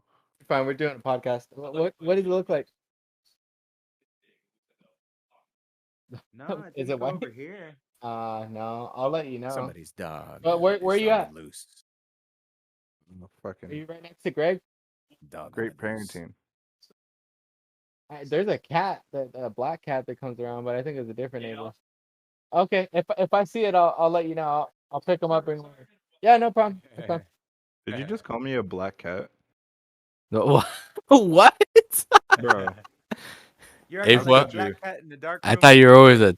I thought you were always more of like a hound fool, like a that's dog, Hey, that's what I thought, fool. like a You trying to canine fool, you trying to say I bring bad luck, fool? Fucking hey, you. disrespectful ass.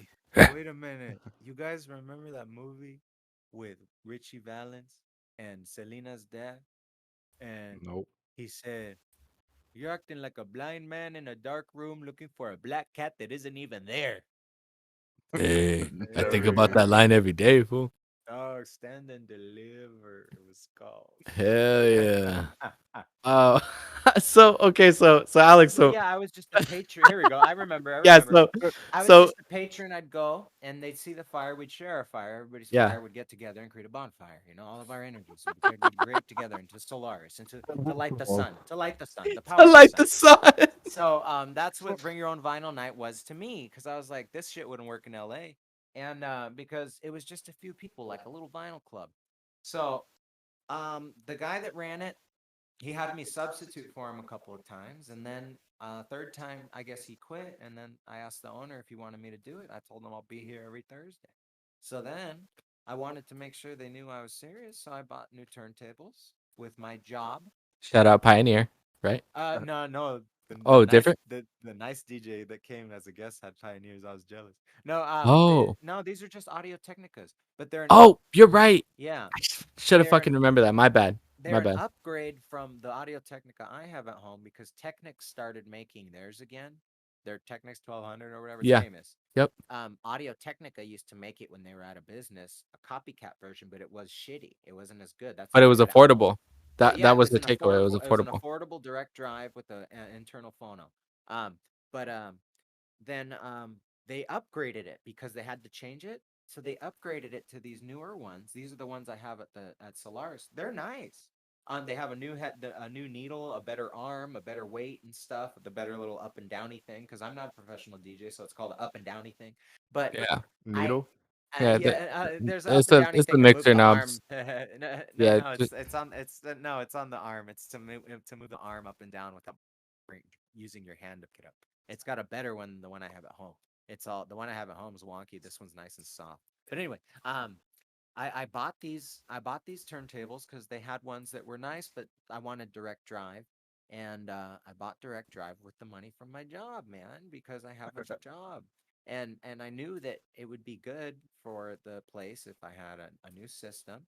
But I used their mixer, and they have a fantastic PA. And they eventually built a stage, and I'm on stage, but I'm playing these people's records, and it's fun because it's fun for them because I remember how it was fun for me. So now I do it. And I try to vibe it out, like try to mix up the songs, but sometimes people just want to hear their stuff, so I do that too. So I'll just get through all their stuff sometimes, and then it's DJ King Baby. you know? You Because have to I read the room. You have to yeah, read the room you on got that to shit. read the room because I'm there for them. I'm there for them, and I have to remember that a little bit sometimes too. I've been Yeah. doing, but well, I'm aware of it now.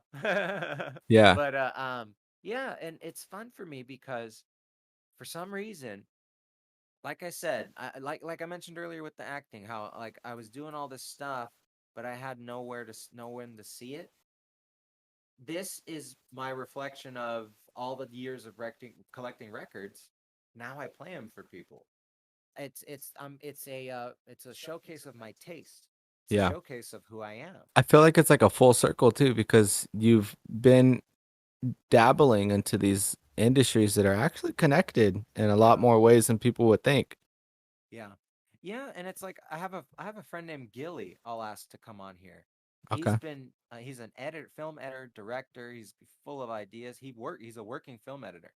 Um but he's never gotten the big thing. He's just a constant working film editor.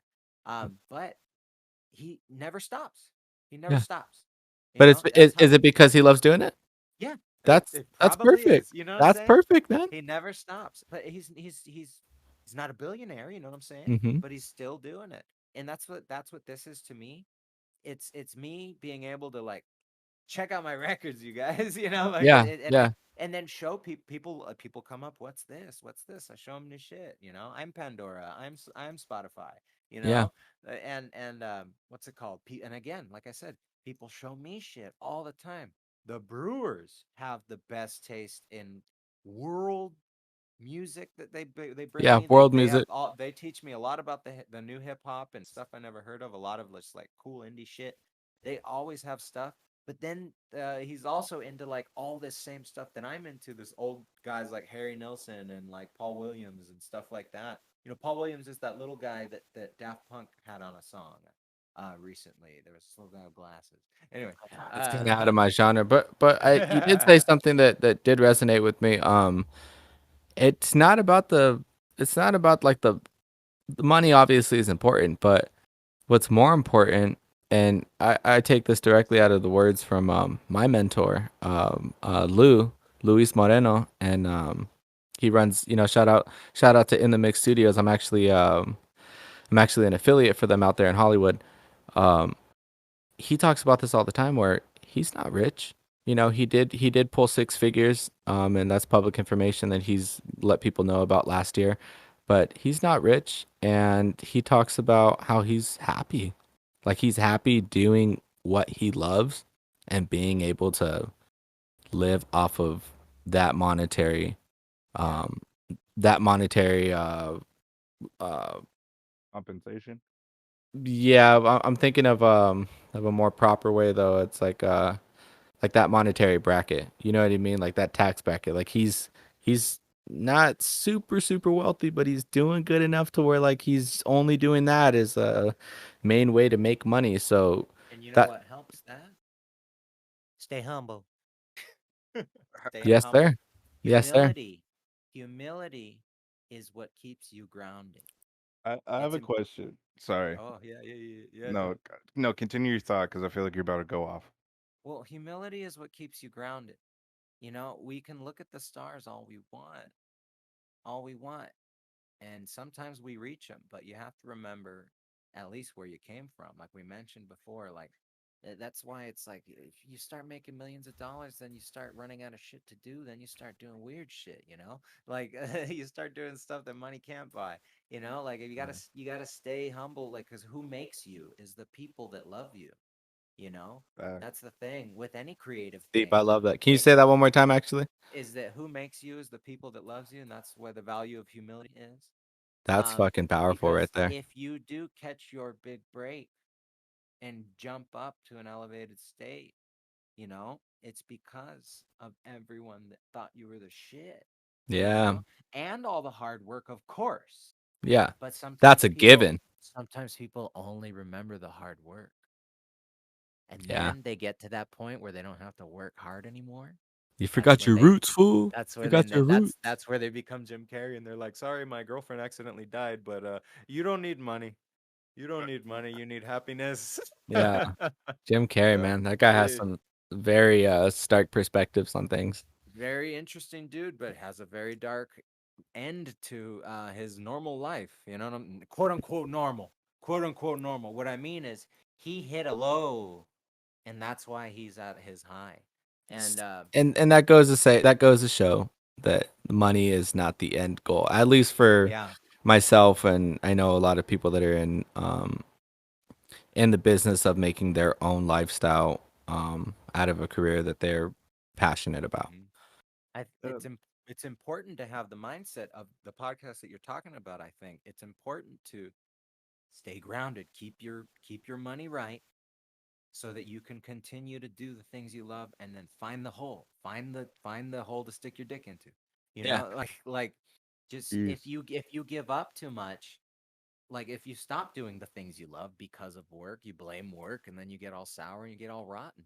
You know, there's nothing wrong with continuing to play Bitter. guitar Become in bitter. your garage the whole time. If that's what it's as something just like that, as humble as that. I go to work every day so I can have a collection of guitars, play guitars in my room. Like I know those people. You know, that's their creative outlet that guides their that fills their love cavity, you know, Yeah. for themselves, I like and that love cavity. love cavity, Sounds baby. like my You know, butthole. What? that's that one I just made up, love cavity. But I That mean, like, does. it's important to find the balance between your professional, your bills, and your creativity, That does because sound like a porno though. I do believe I do believe Oh, that it's getting pause. harder and harder out there to quote unquote make it, to quote unquote make it. So I do To think, get it in. and it's happening, that Stop, dude. there is a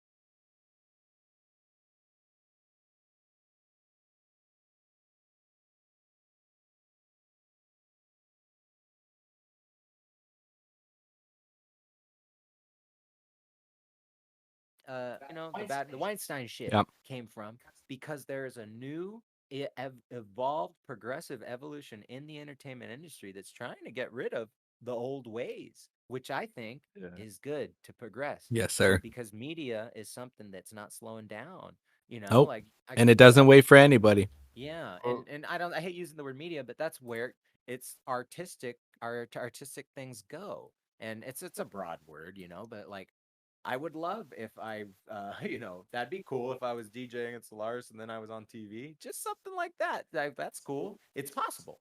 That's a Yeah. possible thing. I'm like, because I look you at it never know as who walks in, and sees yeah, you, and they're like, "Hey, there is a record producer that shows up from England, and he loves when he. Yesterday, I brought. He used to produce in the '90s over there remixes. Sick. I shot a little picture of him with like sunglasses on. He looked all cool with bleach hair because he's older now, older gentleman. But I played as a closer because I think about these things. I played "To the End" by Blur, and he started singing it loud like we were at a drunken London pub. So I started singing it too. It was fucking fun, man. Cause like we got all wild like that at the end of the night. But it was he loved it, and he's like, Damon Albarn gave me this CD personally. And I'm like, that's awesome. The dude from the Gorillas, you know, That's essentially. fucking hard. Respectfully, Respectfully. respectfully. I- respectfully." But yeah, I think it's like the podcast. It's important to find the balance of your where your money is and where your heart is and where you put the stuff that comes out of your heart, because that's something that's valuable to keep even if you do make it big. whatever that means. But you know what I'm Yeah, saying. yeah, because it's all like subjective. It's like what my version of making it big, right? Like I'll tell you, mine is being able to have a home studio and tell Abby and the kids, hey, all right, Same. I'm going to work. Don't bother me for the next 8 hours. I'm about to create some music so that it can provide the sustenance for us to continue to live this lifestyle. Yeah. Like that's it. I don't need the models. I don't need the fucking extravagant parties and all that shit. Like I'm cool with the circle I have because I'm making music because I love it and I wanted to be a placeholder in people's lives when they're going through shit and being able to be like, "Hey, let me put this on cuz I can relate to the song." Cuz it's deep and sentimental and rooted in strife and real life situations and shit like that. But Yeah. it's all like that's what I want, you know? So that's my version of like making it big. Yeah. It's that's like me. Like I'm so happy that I'm able to afford all of my damn bills, my house, my two goats. My parents live next door, and we're able to take care of each other. And I'm happy to work 6 days a week. I'm happy for it. And I think about myself thinking like, man, one day off, that sucks. But no, man, like I just go fucking hard every Friday. This is going hard. Who what are you doing tomorrow, Alex? I'm going to the homie's house to record a podcast. That's fucking Yeah, cool. exactly. Thank you, man. Because Appreciate that. yeah, because I don't have like I don't know. I can do whatever I want. So I can do whatever I want on my one day. So that's how I look at it. It's my fucking motorcycle. Like it's like, all right, Alex, go do your shit. But again, stay humble, stay safe, be good, be respectful, because that's where my head's at now. So Yeah, for like sure. I just go out and I just meet people, talk to the you know what I like to do? One of the things I like to do is I talk to employees because I like when they talk to me. So when I go anywhere, I like, hi, I'm Alex. Like I'm like at Disneyland or something, just because I want to see what they think of me. I think not that I care, but I just want to see it. like, So yeah. like I like weirding people out because I could tell when they're already weirded out. So I'm like, oh, you want some? but but and not in any like egotistical sense of the word. It's just I like to like I said when I was little, I like to dance. Like I like to go out and not go dancing. Like I mean, You sound like you're just like a born performer. You're supposed to be. I feel like you just have like the entertainer bone. Like you are it's just like someone that has to be I exuberant in that kind of. I think I boil it down to why I bring up Robin Williams again is I know how it feels to be sad and lonely, but I also know how to make a motherfucker laugh. So I don't think those were his exact words. but but You're so it versatile. so it's free, Yeah. So like sometimes I'm out there and I just do it. That's how you met me. Like that's how I am at work. You see me with other people too. You see me with Oh the yeah. guests. That's how I am in real life too. Look at me now. You guys are all seeing it, Oh yeah. right? But like Right. I go out like this. This is what I do, and I go to interesting little places. I have PTO tomorrow, because of my beautiful job Good for you. that lets me have paid time off. And what's it called? I'm going to Joshua Tree. I have to roll 1,000 joints after this when Hey. I get home. But I'm going to Joshua Tree for well, it's like more like Yucca Valley, but it's in the middle of the desert. And I have my beautiful truck because of my job that I'm gonna That's a nice go. truck. I The like that Ford, truck. the 2022 Ford Maverick FX4 How all-wheel much it drive how Lariat much it edition. costs to fill it up? $80. No. Oh just a little shit. just a little bit under that, but yeah. It's But not bad. hey, dog, my real car is a Scion XB for the last like since 2008. I had a I thought Scion you had a XB. 72 Camaro, fool. Ooh, Oh, I thought that was did you, you pick fool. that up? Did you pick that up? Yeah, I picked that up. Okay, good, good, good. No, but like I'm going to a concert in the middle of the desert, and I'm gonna go have fun, see these bands I never heard of. I used to go and like I'm only gonna go to concerts and like I know these bands. Like now I'm just like is there a concert? Let's go. Because I know how hard these people work. So Yeah. it's more for me. I've hit the age, I guess. I just want to get out, I just want to go to a concert. Who is that? Is that me? That's what I do? That's what I want to do. That's what makes me happy. How And I always many go by myself because no one wants to go. How you know how hard it is sometimes to try to convince people to be cool? I don't know what it is. So I look at it as a blessing. I'm like, well, I don't know why they can't go out, but I can. So I'm going out. You Yeah, I'm out. know? Um So those are my how fun many That's Fridays. strong.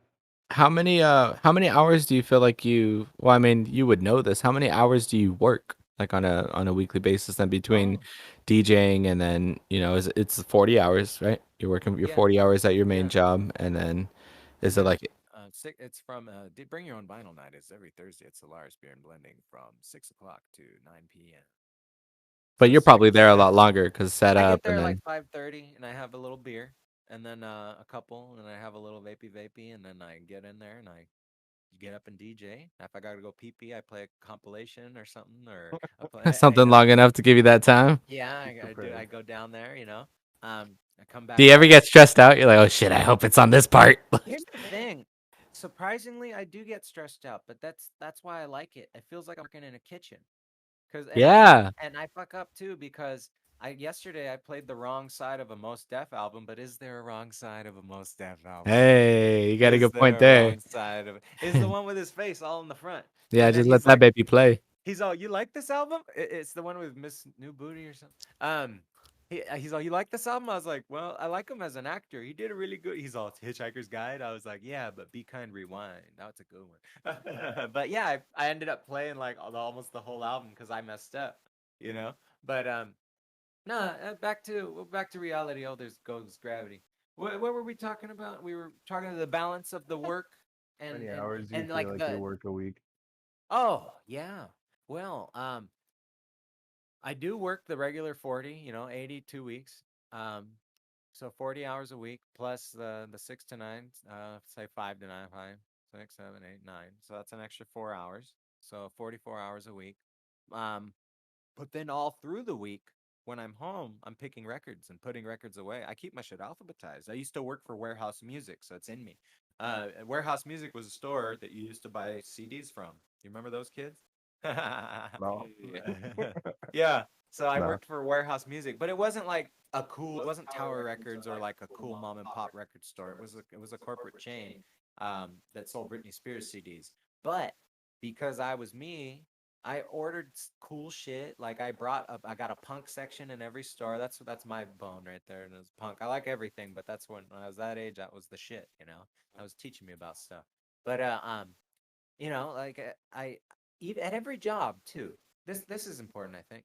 At every job I've worked at, I ended up being like a supervisor, except this one. I am a senior, but um, that's an interesting thing, and it's like the same thing with my brother and sister. Every little job they worked at, we've always progressed to something higher, and it was no sweat of ourselves just because we wanted to be there to work, and we get that from our dad. Like, because all he did was work, like he said about how he didn't have no time to teach us Portuguese Yeah, because he worked because he too had work. damn hard, and that's me, my brother and sister too. I see my brother die for this shit. Like I what's it called? Because he actually got laid off from my job back in 2008. So I seen him struggle and work hard to do what he had to do to survive. And part of that was he stopped making music for a while and started fixing computers and stuff because he knew so much about computers because he wanted to play music. Yeah, So wow, that's I think crazy. I'm dissecting Tony right now. I hope he doesn't mind. But We he might was have to so have him on here because he's still yeah, into music. He's still making yeah. music, right? Well, he's more into just computers in general. Like Okay. he knows he could whip out a song, I'm sure. But like it's just where his mindset is. That's all, and it's not a bad thing because he's creativity. He just built a PC. My God, it's run by Satan. So yeah, I'll ask him to get over it. It has like a Beelzebub, like a Baphomet inside of it, and like blood flowing Hey, through it. No, he made this thing, and he's using tools and let's play shapes and Ouija shit. board on your fools. Put the Ouija Yeah, board yeah. on. Oh, yeah. You like that stuff? It looks Hey, cool. It looks hey. crazy. He made this crazy PC because that's where he does it now. But I always tell him, I always remind him, you should. He just bought a big ass screen for his computer. So I told him you should make music again. You should start making music. And he's like, yeah. But ain't nothing wrong with that because he's happy. He's Yeah. happy because I did different things. I acted. Did stand up comedy. I sing karaoke. I was never in any bands. I played bass. Again, performer, Yeah, performer. I do all those things, and I don't think because I don't do them anymore that I gave up on them either. Because I could whip them out again whenever I want, It's and in your that's arsenal. what is an example of that is Solaris Beer and Blending. Because not just the DJ night, they asked me what to do on Mondays, Uh and I huh. said, I know comedians when I used to do comedy. So I called up a comedian, and he came in there just by fault of my own. I don't run it. I said, hey, they want this. Can you do it? He went because I believed in him. Hmm. That's real shit. I'm going to cry because I believed in him because I saw him do comedy. I didn't really talk too much about when I was in comedy. When I did comedy, yes, I was like, I could do this. I'm an actor, but it was more than acting. And I learned that by doing it, by sticking my dick in it. And Hmm. I pulled out because these people were better than me. I'll admit it. They were better than me at the craft, and it meant more to them. I just did it because I wanted to see if I could do it. These Yeah. kids these That's the kids were important part right killing there. themselves. These kids were killing themselves. That's why. I mean, not killing themselves. For No, the I craft. Like, I know. yeah. Yeah, I know exactly what you meant. These Yeah. kids were blood, sweat, and tears comedians. I pulled back. I'm not saying, oh, I was so good and I left. No, no, no. They were better than me. That's why I left. And it wasn't a defeat thing. It was like, hell yeah. I learned a little bit. This is a little talent. I can do it. And this is the proof. First night of the comedy night, I go up there. It's like riding a bike. I did a little set. I had first time in years. And that's all it was. It was just a little thing for That's what me. you showed me. That's what you Yeah. showed me. You showed a Yeah. snippet of it. Yeah. Yeah, it was the audio was out because somebody recorded it like in between a joke. Yeah. But Yeah. you saw me up there, and it was You just look like a natural. one small validation for me that it was like, yeah, this is something that I could do. More so in the sense not could do for a living, just this is something I could do. Just like playing a guitar in the garage, just like singing karaoke. And there's nothing wrong with that as long as you're happy. Hmm. Because I'm in the sense of, like I said, stay humble, bro. I'm really humble right now. As much as as successful as I am with all my bills paid, I'm also broke.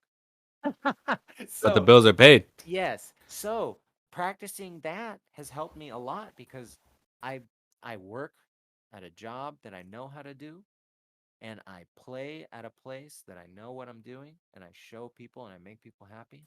I got other people work there. I got another girl, she ran karaoke because I would do DJ night and then I'd go sing because I want to sing because it's in me. Um, I'd go sing karaoke with a homegirl that used to work with me at my place. So now I asked her to get in touch with the place, and she does karaoke there on Tuesdays at Solaris. And again, Wow. it sounds like an ad for Solaris, but it's not. We're It's gonna it have to get someone out. You're gonna yeah. have to link us in with those people because we got to get them on Yeah, here. because they're interesting and they're open to all sorts of things. So like I say, I'm sorry about all that, but like it's because of my little talents that I've had in the past that I was able to help other people. And that has meant more to me than anything in my life. That's why I'm so passionate about that fucking place. Hey man, more power So to you, dude. I'm gonna It's very cry, you commendable. know? So you can hear it in my voice. It's not Yeah, fake, right? it, Like it's powerful and it's very commendable. And with But that, I remember, wanna I'm an actor. I'm an actor too. crocodile tears. Um, Oh, I wanna I wanna ask you. So we've spent a good amount of time talking about a lot of different things, but I want to get like a solid question out of you as Yeah. far as like what are your plans slash goals for both short term and long term? Like with what you're doing with DJing, where is this gonna lead you? What's your short term and then your long term goal? Well, I just have to keep doing it. I like doing it because if it's something that they think that the place could use, I want to do it as long as I can. I'm not I don't think I'm in the set right now to try and to even foresee progressing from it because I love it so much. You Wow. know, I mean, if there's anything, I'd like them to get a Bluetooth thing so that they can hear the music outside. But the PAs are loud and shit. But anyway. But I digress. Um, if if I do end up being some sort of DJ somewhere else, well, actually, yeah, it already has. I have a friend that said, that's not me, huh? No. I have a friend No. that said next time I go to Vegas to bring a box of records so I could DJ somewhere. So that's cool. That's to me, that's already success. That's growth. Yeah. That's already growth. Yep. Yeah. So there, I guess it already is, huh? I gotta get to Vegas. That's what I'm saying. I hope my records don't So melt in the truck. it sounds like, and this is hypothetical, okay? But let's say that a couple years down the road, Solaris, right? Or just insert random company. Who knows where you'll be doing this for in the future? What location? Because that's really irrelevant. Let's say that this continues to develop on its natural path, and a company's like, hey, very much like where you're at right now. We would like to take you full time. We want you to do this. We want you to lead. We want you to actually like run these events, being an event organizer, but also still be a DJ. What do you feel like this is something that fulfills your heart enough to where you could abandon? If the compensation's right, the financial compensation has to be right, obviously, for you to uproot and have this become like your full-time lifestyle. No, because it's quite niche. What I do? It's not like I said, I wouldn't work in LA. I like it as just cultivating the small local record club of people, the regulars. I'm there for them. They bring their records, I play them, they eat, they drink. I had the conversation yesterday with the brewer as I told him that I'd like to he someone had complained that I don't play their records quick enough or sometimes I don't at all and that has happened. But I had told him, and I was being real. Sometimes they come in, and I examine the room, and I see if I make sure they got a beer, and make sure they got pizza, make sure they sit down and find a spot before I put their stuff on. So it's maybe that might have skewed things, but that's how I think about the plays. You know, I am there playing my records, but I am there playing theirs. Uh, First and foremost. Yeah, yeah, yeah, so, but I'm not against that because I used to come and I thought it was the coolest thing for me. yeah. Something as small as that. So Because this is like a again, self-fulfilling act. it's self-fulfilling, but also if it's something that they think will sell more beers, I'm all about it because I wouldn't be there if it wasn't there. But okay, then this question in the future: what if Solaris closes? Heaven forbid, you know. Then I have two turntables. Then I'll get a PA system, and I'll see if some other brewer wants me to do a bring your own vinyl night. I will do that. I Yeah, will do that 1,000%. But yeah, because again, it sounds I like don't it wish feeds that your upon. soul. You know I what I don't mean? wish. Yeah, I don't wish. One time when I was doing it, they had a Chamber of Commerce night because that place is nice. They're in the Chamber of Commerce. That's good. Hmm. They're smart. They're smart and cool. Uh, this lady from a winery came up to me and she wanted me to do her. And I said without a hesitation, I said I do it for Solaris. You know, if I was to do it 7 days a week, nah, I wouldn't want to. So, and if I was to have to take days off for work, I wouldn't want to. But I have taken days off to do comedy there, to do karaoke there, because it's fucking fun and it's there, and I want to see it. I want to see the place flourish with all of Okay. the things that they do. That's where I'm at now. But like I said, in the future, if it doesn't exist anymore, I would buy a PA because I had two turntables. Yeah, I would exactly. buy a PA. You're already I'd buy a halfway there. nice mixer, and then honestly, I would buy better turntables because now, because I do it, I know what I'm doing. Here's the thing: I'd never touched a mixer or turntables for 20 years before I did that. And the only time I did was once. I don't know if 20 years is the year. If you look up when Demon Days Gorillas came out, it was that year because my buddy Nicky got that record and we went to a party. He's a DJ and still has been since and he's been doing it for 20 years. He's still DJing. That's just what he does. He finds hip hop nights, art shows, and stuff like that. DJ Nicky, DJ Ghost Tapes, Ghost Ghost Traps. tapes. Wait, Ghost Traps, like Ghostbusters, Ghost 17 Traps. years ago. I think it's not DJ. It's just Ghost Traps. 17 years ago, so one Yeah. year before Pachanga. I mean, yeah, yeah, Ah. yeah. Whoa. That I meant that's a song by Via Palma y Los Vampiros. I was talking Yeah, about rock en español. I know Remember? what you meant. Yeah. Via Palma y Los I Vampiros. mean, That's true. I mean, if I'm And being real, guys, like we've already talked about like the area that we live in, right? And then you said that you Yeah, work at a people can casino. discern it. It's all like right. it's you're Cat's gonna out the bag, boys. are Well, you gonna work? Are you gonna be at here's Pachanga or Paula? here's the thing. Here's the thing. I love my job, and I don't want to ever disrespect it Yeah, that's because how I feel too. yeah. Like it's Say kind of it. sacred. It's like, dude, they're paying my bills, bro. Like I gotta respect And that. people don't respect that, and it's weird. And that's at every job. That's at every job. That's at every job. That's at every job. You see people that are working maybe because their mind is somewhere else. Or they're They're too not. comfortable, or they've never had a Yeah. bad job. It's Yeah. one of those three things. They've never And had a bad job. You're right. Can I've we Yeah, talk had. about that for a minute? Hold on, yeah, yeah, All right. yeah. that's Go great take it because away, cute. that's the reason I'm starting this shit is because I have fucking terrible jobs, terrible bosses, terrible environments, We and need like, that take. Keep going. Yeah. dude, I personally felt like not only did I feel undervalued, but I felt like who I am, like how you said, like you're kind of like an entertainer, comedian, actor, like it's all coming from a sense of entertainment.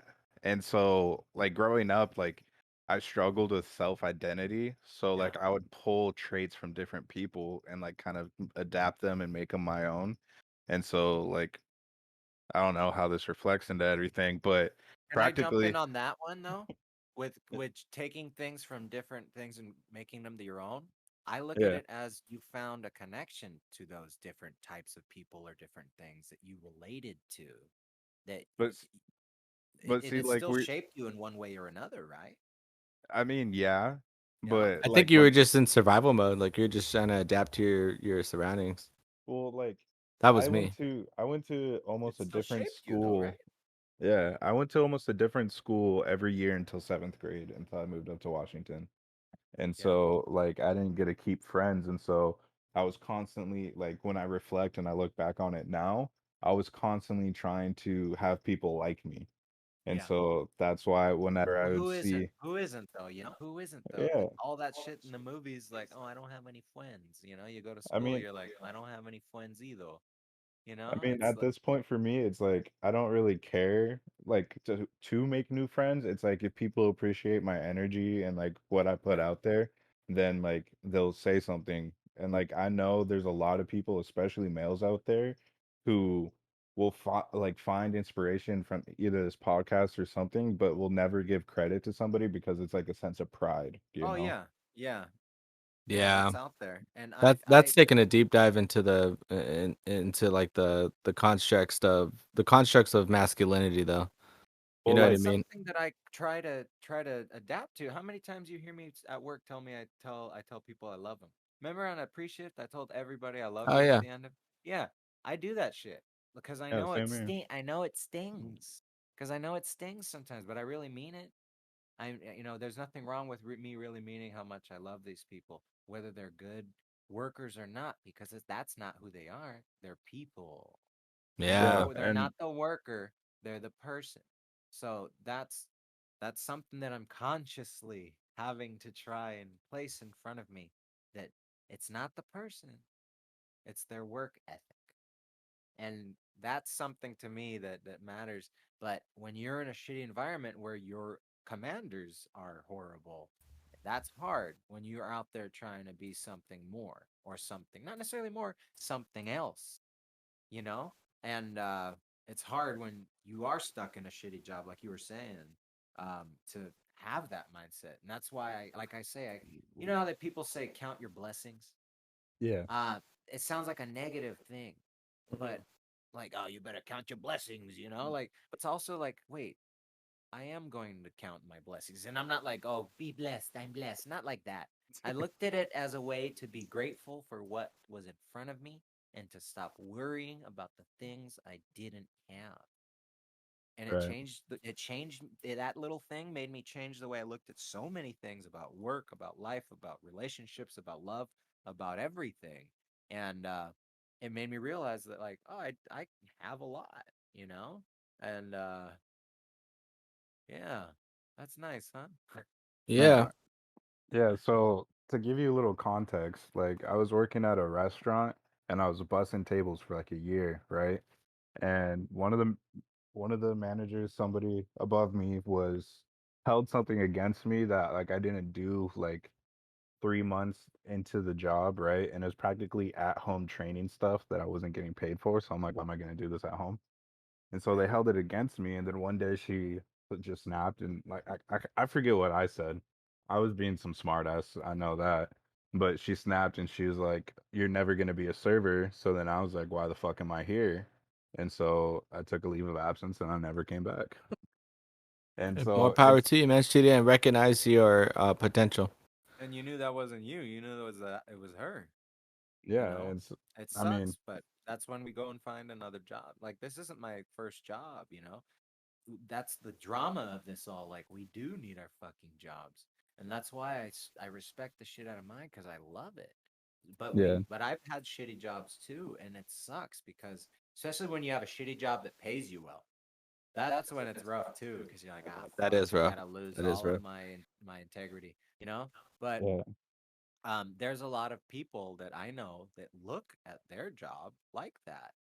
But all I can say is you can just switch something to look at it a different way. And that is being grateful for what it's given you and staying humble so you don't worry about the things that you can't get. Maybe you got to start just worrying about the things that you need. yeah. And I mean, like like, these nice rings and shit. What were you gonna say, Q? I was gonna say, like, I know I sounded like I kind of came from like a place of hate in a sense, but like I'm grateful for that too because like I know my energy that I bring into environments and whatnot, when Yeah. especially around like-minded people. It's like I used to work in a tire shop, and we Yeah. would play like Pandora clean like 2000s R&B, and like all the guys would be working on the car singing Usher and shit. And Uh-huh. then the boss got mad one day and you literally got a Yelp review from the following day of somebody saying like I love seeing this environment of like everybody working hard and like having fun. And They were like all that's dead. Yeah. yeah, and like that's what I want to bring to the environment. Like I don't like if I'm going to a 9 to 5 and like I got to be serious about it, especially if you're paying me minimum wage, like fuck that, bro. Like I'm gonna find ways to like have fun within here. And so like Yeah. within the daydreamers and like all like cute and everything that I'm doing, like if whoever works for me, like we'll probably go do some softball tournaments or some shit against other people, like find ways to have fun because like working a 9 to 5 can be stressful, but like how you're saying that you love it, it's I don't know if it's a sense of comfortability, but like you feel valued there, like that's I what fight everybody for should it. search for. Yeah. I do fight for it often because I'm a hard pill to swallow, and That's not your fault. I get into it. I am as wacky as I look. I actually at my job, I want order. I need order because it's money we're dealing with. We're dealing with billionaires. I don't want to make them go away. Yeah. Simply We put, need them. I take that job Yeah. seriously. And what's it called? I get upset when I work with people that make the cogs a little rough, and that's You just and I are the same way. I'm the same exact because way, dude. I respect what it's given me. And again, it's not my first. I used to work for Blockbuster. I love the job, but it pays Nobody shit. You know, our I used to demographic work. probably never heard of Blockbuster. I used to work for a place where you have to go drive your car to rent a little black box, put it in another bigger black box, and it would play movie. And then you had to take it back within like a time frame. Otherwise, they'd charge you more for it. And then all Just you had to ancient do times, was bro. just never show up to that blockbuster ever again. It's like All you right, never boys. come here again then. Well, we gotta close this off with our final segment of the pod. Q, would you mind starting off the section that we like to call off the top? Uh-oh. Oh, I'm starting it this week. All right, this has usually been your section. Yeah, I just feel like you haven't spoke as much as we usually do because I was leading this one because I know Alex, so I brought him into Yeah, this one. no, I get you. I All talk right. too much. Hey, I talk too much. Was it Not at all, bad? dude. We love it. We No, love it. no, it's perfect. Like I rather you talk more than I do because like I hope people can connect with you and like the shit that you've been through. So uh, That's what it's like all about, man. and I am like perfect, man. I am not perfect. Let me tell you, that's not the point of it. neither are we. Yeah, Yeah, like that none is of us are. not the point. None of us are better than anything. We have to be united in our diversity. That's why it's important for everyone to just get along. Like fucking Oh, what's his name 100%. said? Like that's what I think is happening, and I feel like old people are quit making it not. That's weird. It's like this weird mind war. Anyway, I digress. We're not. I'm not Joe Rogan over here. Now you good. Like speaking of just like you talking a lot, like it's not a bad thing, bro. Like not at all, because over time we're gonna have episodes and people are gonna understand us more and more over the episodes, right? And this is your first episode, so Oh, cool. it's like I Oh, rather them get to know you more and connect I'll with be you. back if you have me. I'll be back Of if you have course, me. definitely. So this little section we do at the end, it's called off the top, and the premise of it is it's just gonna be rapid fire questions, right? Yeah. Either gonna be like a yes or no, or like your a quick thought on a subject. Okay. And So so, don't try not to ramble. yeah, try not to ramble. And sometimes like we do go off on tangents just because like something gets like sparked, like an Yeah, idea we've or a had some topic, fun. whatever. Yeah, it's been fun. Okay. But uh yeah, we'll roll into it. It'll just be rapid fire, and then if we go off a tangent, don't think too much of it. But we'll Yeah, just you're good. You're good. we'll come back. All right, you ready? Yeah. All right, so if you had to choose for the rest of your life one thing, acting or DJing, what would it be? Oh wow. Like if it paid me? Yeah, Yeah, like you Oh, even hypothetical. acting. Oh, financially free. acting. What are you talking about? Acting. If I no, it's serious. If I got an acting gig, like it's serious. If I was like, you want to be in a movie? If somebody just wanted me to be in their little like college movie, I'd do it. If I had the time. We're gonna But I Yeah. hit didn't you up because when I'm we got busy. some skits. But if I For got reals, dude, he'd be oh no. perfect. Oh no, I've done them before. I used to do them with friends, and that's more stories, with the editing dude and stuff like that. Yeah, So wait. yeah. Well, that's what. Yeah, Q. That's So we yeah. got to remember that. But We if definitely somebody did. came up to me and like, "Do you want to be in the next dumbass Marvel movie?" I love them. Don't worry, I love them. But they're also dumbass Marvel movies. Don't worry, I love them. I spent all day watching Obi-Wan. Don't worry. You could just We be could. the That's guy for in the like other podcast. That's for the other podcast. you could be the guy in New York that's like holding a corn dog and then something happens and like the corn dog goes No, flying bro, or I'd be something. like Spider-Man's friend or something. The Oh Black shit, you Spider-Man's want friend. that big I'm gonna be. Hell role. yeah. I'm gonna be Black Spider-Man's friend. Let's do Hell Miles that. yeah. Morales, all right. Well, I'm gonna be Donald Miles Glover. Morales. Well, Miles Morales needs a fat guy. Like the other guy had the fat Filipino guy who lost weight. Congratulations, like me. Look at He us. We're needs a already on a fat tangent. Portuguese Oh Mexican shit. guy because it's a crazy multiverse. It's a Portuguese Mexican guy. I'm the demographic. Hell yeah. I need representation. I need representation for my people that I know even know anyone besides our own family. Yeah. you know, funny, Yeah. Well, look at funny. look at us going off the fucking top already. I know, right? First question. You can't All right. cage me, baby. Yeah, let's reel it back All in. right, next one, next one. All right. Electric or gas? Um, my house is the way of the future. Built in 1969. It's completely electric. Oh shit. It's fucking Which hard. means which means it's trash. No, I love my little house. But no, well for instance, I just got a truck and I didn't buy the hybrid. It was on the lot though. Someone else made it, left it behind, but it's like the FX4 off-road gas eating edition, and it actually doesn't eat that much gas. And almost the same as my Scion XB, but it holds more gas. It's weird. Hmm. Anyway, but I say gas as long as it's alive because I have a truck and I'm not going to be alive very long. So I guess that makes me an old Oh man. shit. Whoa. I'm not looking towards the future here, kids. All Hey. right. If I make it, don't worry. That's your future, not mine. All right. It's hard. It's hard out there. You sound Uh, like an old Jewish lady that goes Yeah, to for New York. that's it.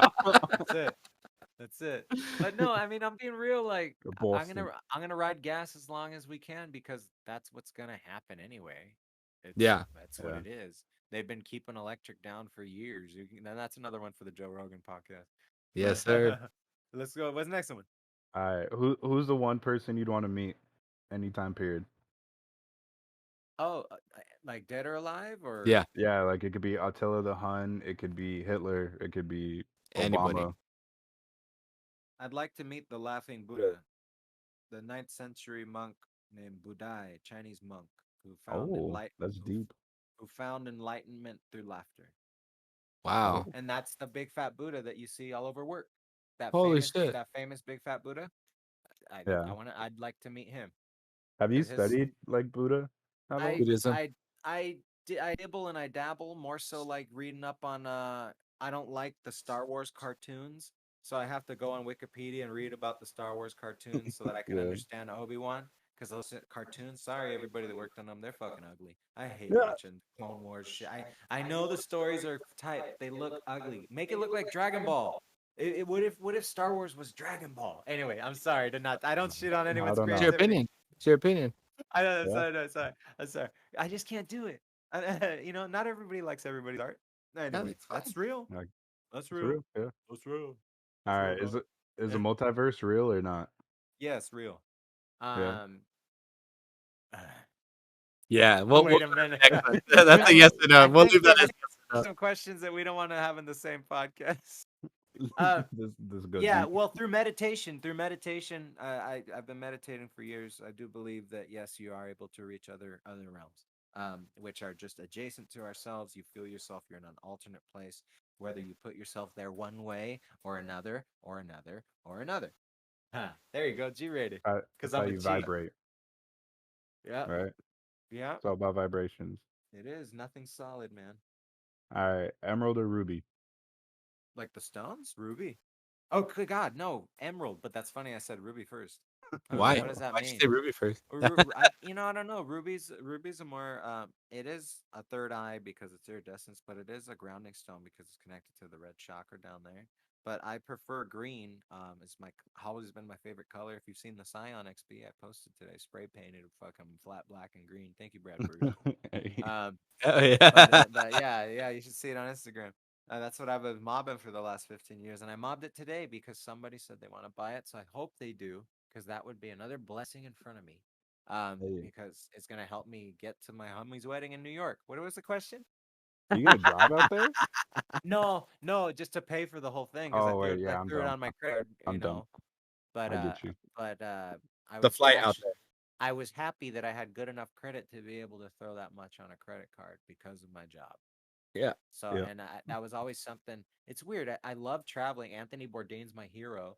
I've gone somewhere once, and I've always kept myself from thinking that I could, just because I was like, I'm like a little kid with certain things. Like I just was like, I don't know how to buy a plane ticket. And like I was like yesterday, I was like, you just fucking you Google it, you just buy a plane ticket. Like it was. Ask Jeeves. Yeah, I Ask know. I Jeeves. had to Fool. ask him. I had to ask him. But hey, what was the question? All right, next one. Next one. Best comedian in your opinion? Robin Williams, because he tapped into something instead of actually coming up with things. He just was pulling stuff from somewhere else, and I don't think he realized it until it was too late how valuable that was to him. Yeah. Well, there's a whole conspiracy on his death too. Yeah, yeah. Um. There is with all Anyway, of them. yeah. We'll not go into it. I like my Yeah, life. yeah. What? So speaking on comedians, or Robin Williams, what do you have a favorite quote from a comedian or from him that like hits home with you and that's resonated with you for like a long time? He said in one of his movies, I can't remember which one. He said, um, about loneliness. He said, "Ay, pinche. There's the worst thing there's worse thing than loneliness. It's oh no, I can't bastardize it. Let me Google it really quick. There you go. I Take even your have it time. on a T-shirt. Robin Williams loneliness quote. Is it from Jumanji? I wish. I wish. Let me look at his images. Loneliness quote. Okay, I have to do it in his voice. No. Handle. Well, he doesn't say it all crazy. He says it all like all little like. Let me find. I need a moment. That's horrible. No, he said I used to think that the worst thing in life was to end up alone. It's not. This isn't an impression. Let me start over. I used to think that the worst thing in life was to end up alone. It's not. The worst thing in life is to end up with people who make you feel alone. Fuck. He said that in one of his like sad guy movies. That's But powerful. What the he fuck? did a lot of his own improv in his films, and that apparently was one of them, I guess. But even though it didn't, he said it, and that's how I got it. you know. So it's Robin Williams to me, you know. Rest in And peace. rest in peace. Sad, you know. People take their lives, and that's sad. Sad. Look at how successful he was. Yet the darkness that comes with the amount of light that we're able to Yeah. produce. So that's why it's important to find balance between our life and our love, because when we don't, shit like that happens. And that's why I love my job just as much as I love my fun job, Hmm. you know? There you go. That's good Yeah, for the I like that. podcast. Yeah. That's a quotable right there. Let's see. Who's your biggest influence? Would you say Robin Williams? It's so weird that I keep bringing him up because like I'm in this weird state right now and he keeps coming Yeah. up. You know, I've been meditative. I've been sitting here, you know. Um yeah, Robin Williams because like this like first influence or just Biggest. Overall biggest. Like if you I mean could be I like, really love Anthony Bourdain I know, because I was gonna say you brought him up a couple and times too. Hunter S. Thompson. If I if had to pick if you one, could if you it could would choose somebody probably to be be your Anthony. father. To Is be your father, who is would that you like like? is that like the same question then I guess? Yeah. Well, yeah, like who do you see as more of like your older A Theo? role model, I guess. Yeah, Yeah. like a big role model. I mean, first and foremost, I'll be cute and say no one other than my dad. But then let's play the game. Yeah, that's why Yeah, I didn't say. because That's why I didn't say. dad Yeah, is badass. You yeah, know, for sure, for dad sure. is badass. You know, I'm blessed. Not everyone has a badass dad. They just have Yeah, a bad dad or an ass dad. or not a dad. Yeah, Yeah, you know what I'm saying? That's That's two why being a babies. father Shout out, is test two babies. important when you become a father. That's what I know. um, That's one of my yeah. callings in life. No, because like if I have a kid, I'm gonna be a dad. Like oh, yeah, that's I could do it. You could probably see it already. You're like yeah, my Yeah. kid's gonna be weird like me. Or you hope. You hope that's not the case. That's what yeah. I'm learning with all my weirdo friends that I have. They're kids that are all old. They're like anti their parents. It's so weird. They're like Well, Yeah. straight. No, one thing that I heard had a I actually took this from Shameless, this TV show. Frank Gallagher said, he said, "How do you raise these kids?" Because he's a fuck up dad in the show, and yeah, oh yeah. he's like, "So how did you raise these kids?" You know, someone was asking him. He's like, "Well, all you got to do is love them. It's kind of hard to fuck them up if you just love them."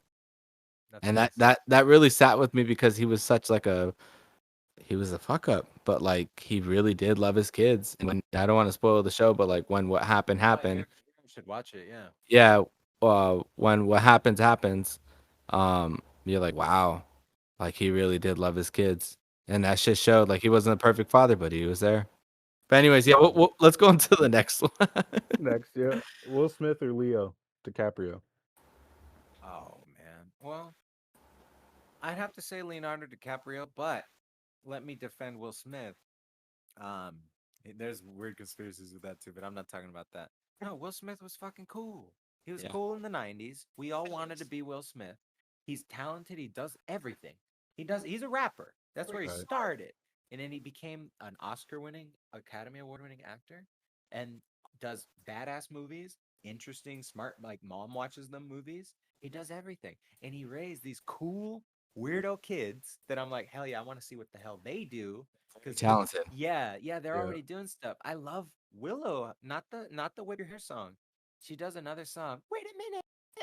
Yeah, Think I real, lost myself in the sixth dimension. So I Oh, yeah, fucking love that Dimension One. song. okay, real quick, listen to 9, the Oh, number 9 by by her. her. Oh, fucking Okay, on in your truck, on the way in your home, truck. Yes, yeah. He's dude, like, I don't want to please, listen to that shit here. please. No, no, I know. I heard that song. I'm like, who the fuck is this? It came up on like a Mac DeMarco station because like I used to hate It's on him, but alternative. then like Yeah, I started loving things, and I was like, why do I hate on him? I love him. What's wrong with me? I like What's Mac. wrong with me? What's wrong with me? I'm telling you, I'm not perfect. I used because I was a music snob. I was a record snob. He was doing stuff that has already been done. But sorry, but that's the point. He's mixing it together and making something else. And I'm like, I'm an asshole. I'm an asshole music snob. Asshole. I mean, look at I'm tr- everybody but talking about Drake's album. but I'm trying not to be. That's the thing. I'm trying not to be. That's why I King listen is to back. him. The king is back. Yeah, that's why I made my Mac DeMarco I'm gonna station. just keep throwing that out there though, real quick. King is back. Like literally an hour into it, I text all my close friends. I was like, "King is back." No context, and they knew exactly what I was talking about. That's funny. My best defense when people talk shit about the album is like, "Oh, well, it's actually a dance album, so Yeah, that's it." man. Oh yeah, but then Leonardo DiCaprio. Yeah. So Yeah. next question, Q. Leonardo DiCaprio was my choice though. That was the Will Smith tandem. Okay. Leonardo DiCaprio is a fantastic actor, Yeah. and I know he's a weirdo because of I one saw, I thing. saw. Because of one thing. Wait, can I guess what it is? Somebody said that he likes Yeah. Let him. to. Hold on. Let him guess. Let him guess. What is it? Oh, what is it? Is it when he said the N word to Samuel L. Jackson into Django? What? No, that Still okay. because he was acting, but he was acting. That's a movie. They're What playing. the fuck? He's playing a bad guy. Yeah, They're he's playing a literally villain. an actor. Bro, Yeah, I that's don't care who you are, what your job is. Like somebody, a white person saying that to Samuel L. Jackson, like, that's how bro, good like, of an actor he is. And all of Hollywood was okay. They still didn't cancel him. They didn't cancel Leo. That's how good of an bro, I actor he is. bet you Let on me let me set but let me everybody give was quiet. Uh, let me give you the sprinkle of weird, and then you can just make up your own story from there. You- I heard in the Hollywood grapevine, probably a podcast, um, or internets, whatever. I'd heard it and I never forgot it because it was amazing. That he likes to fuck girls, we all do, but with Bluetooth headphones on, playing music while vaping. oh shit. I was like, wait a minute, I want to do that. First of all, also that's kind of weird, Leo. You're probably fucking cool as shit. I want to be your friend. I That want to sounds be your actually friend. that sounds dope. I I want you want to to be. fuck me while you don't. I know what I'm doing now. So yeah, everybody's got their qualities, I I guess. know what I'm doing now. Oh, now he's gonna sue me for defamation, and I'll be on TV. Oh, Hey, you're on TV, fool. I'll just say, "Hey, I didn't know, but I go to Hicksville. Morgan, defend me." that's why you make an LLC and He's defend like, yourself Alex that way. had nothing to do with this. Yeah, for real, kid. All right, Instagram or TikTok? Instagram. I have a TikTok and I don't even use it. And Instagram I've been using since like day one and shit. But it's Facebook. The only reason I have because we'll talk about that. I'm a heavy Instagram user, but I use it. It's commercials for Alex. It's go see DJ King Baby. For DJ Yeah. King, baby. And for years, it was just social media, show and tell, show and tell. I at least liked Instagram because it was like a glimpse into look at how weird I am, you guys. Like that's honest, that's what it is. But Right. now I'm sitting there manipulating the like reels, like Photoshop, making layers by just saving and saving and saving, like to make little ads to come Yeah. see me DJ. And I put it out there. I delete them when it's done. I put new ones out there. I make them. It takes time, and I use Instagram hella for my little DJ night, my little DJ night. But I do, and now to me, it's also the same way as how I looked at my records as a waste of time, and now they're not. It's the same thing as the social media. Like I look at it as like I'm doing something with it. And with Instagram, it's visual. TikTok is as well, but I've just been an Instagram hoe. I don't want to make a new one. It's fine. Because I don't really care about it that much. I don't want a Yeah. bunch of them. I deleted Facebook. I deleted Twitter. I deleted everything. I just had boiled it down to one because I do agree that it is pulling our attention away. It has a magic to pull our attention away from things that really matter, social media, because they design it that way. But that's for the Joe Rogan podcast. So if I didn't use it or need it for concerts and things like that, I wouldn't have it. And there are other ways, but it's just so much easier. I'm not gonna lie, you know. Because you remember when you had to find concerts, you had to find posters on the wall, or you had to go to record stores, and they had the flyers. That's when you knew where the concerts were. There was no internet. I was from there too. I think this is a 1983, early 80s born babies. It's a good age because we didn't have internet, and then we got it. We learned to use computers, and like we had it all. We had to buy records, we had to buy CDs, and then now we stream it. When I was working at a record store, I was against downloading MP3s. I was like, "No, man, what are you doing? Buy the CD. That's messed up." Because Yeah. be- LimeWire. because I loved my job and I didn't want it to end. But then all those stores closed down because people were downloading on Napster and stuff like that. So Yeah. I don't know. Where am I going with this? What was the question? Instagram or TikTok. But we're on to the next one. Have you ever Oh yeah. ghosted a woman? On accident just recently, but I have for real. I have for real. Shit, god damn. You don't want that story. How about the accidental one, which was just recently? Something as cute as I ended up in her bed and we didn't do anything because she fell asleep. So I was like, well, I'm not a rapist. So I left, and then I didn't call her or anything. I told her I left, but she thought I was mad, so we both thought we were mad at each other, and then we didn't talk. But No Oh, communication. that's unfortunate. Yeah. yeah, because of no communication. But she just came over the other day because she's back in town, and hey, what's up? You know, and we told each other like, hey, I fucked up. She's like, me too. Let's never ghost each other again, because we Hey, didn't even know we did. It was weird. all Toxic. right. So, so last question we touched on it, and we need to get clarification. Would you be down for a sugar mama?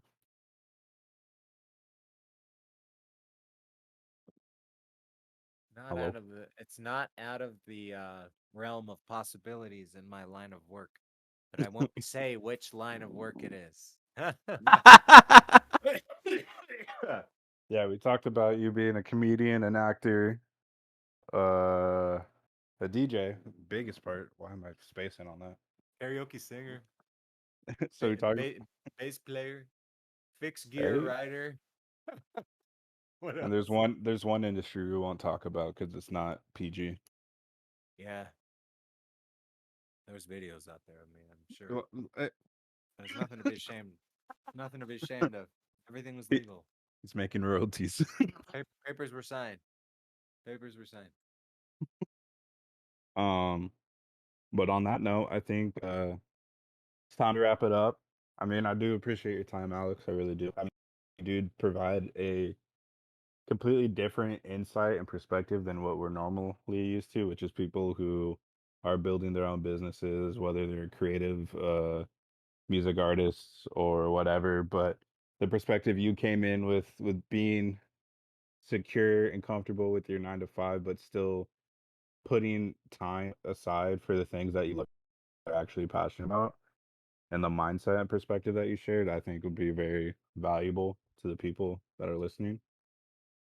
I And think so, I think for some with that, to sum up what my whole thing is they say don't worry, be happy, but my mom got me a bathroom mat and, and it said don't hurry, be happy. I see. Oh I mean, shit, I like that. A fucking patience. bathroom mat that I get pee pee on. It's so No. good. I was like, what? Patience What? is a virtue, bro. Yeah. Don't rush it. You'll fuck up, man.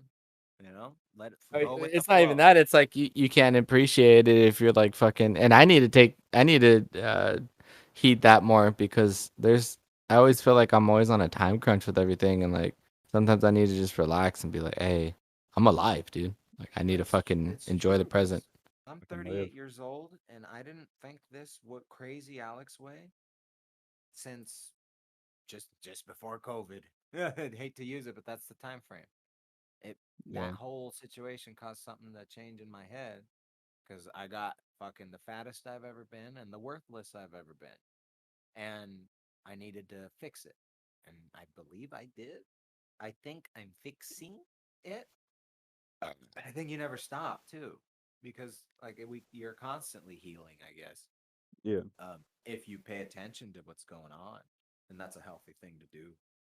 I think always try to be better than you were yesterday, and better in the sense of like your happiness or any of that. That's what I try to remind myself of, and it could be little things. Better could just be like I just feel better than I did yesterday. That's good.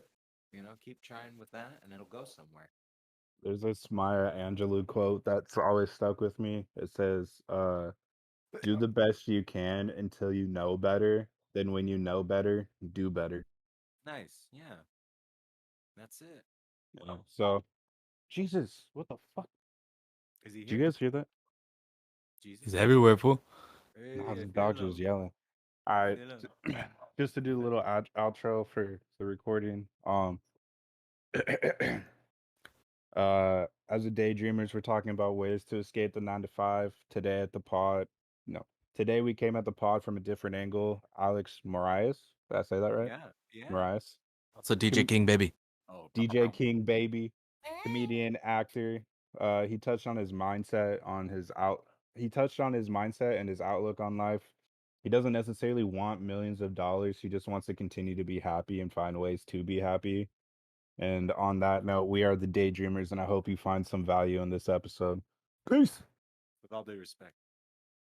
We All can due add more respect. to it though. That's just like the outro. No, that was Sure. good. Yeah. I just want to say, Alex, thank you for spending your one off day with us. Yes, thank I you. value your time. I It was respect a your party, hustle, man. and I appreciate you as a person, as a coworker, colleague, friend, all that stuff, man. Appreciate you. Hey, and I hope I didn't say too much. Oh, dude, that was perfect, man. It's I think you're the most power of eccentric. editing. Yeah, that's true. Oh, That's true. 100%. You were Oh, the most yeah. eccentric we had.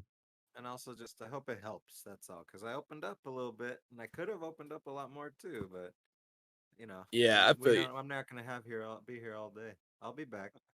Yeah. No, fine. But yeah, I'm gonna close up because I gotta put the kids to bed and spend some time with Emmy. Alrighty, Poppy. Well, I hope you guys enjoy the rest of your night. Thank you for coming here, Alex. We'll be in touch. Oh, wait. Do you want to drop your socials? Like your Instagram? Yeah, where can we find you at, Alex? You can follow me at on Instagram, Alex Benjamin Morais, Morais. Or hit up Solaris Beer on Instagram. You can find Hell me yeah. too somehow. I'm sure. This man's getting paid, I swear. Hell yeah. You know what I am? He's just down. You know what I am? I'm getting appreciated by them. You feel valued. Yep. Yeah. And That's we cool. vibe with that. That resonates with me. That's cool. That's all we search for. All right, brothers. Well, take it easy. Have a good night. All right. Later, I'll dude. see you next week, man. Later. Peace. All right. Deuces. Is that good? Yeah, that was really good. Was it the best one? Best one. Well,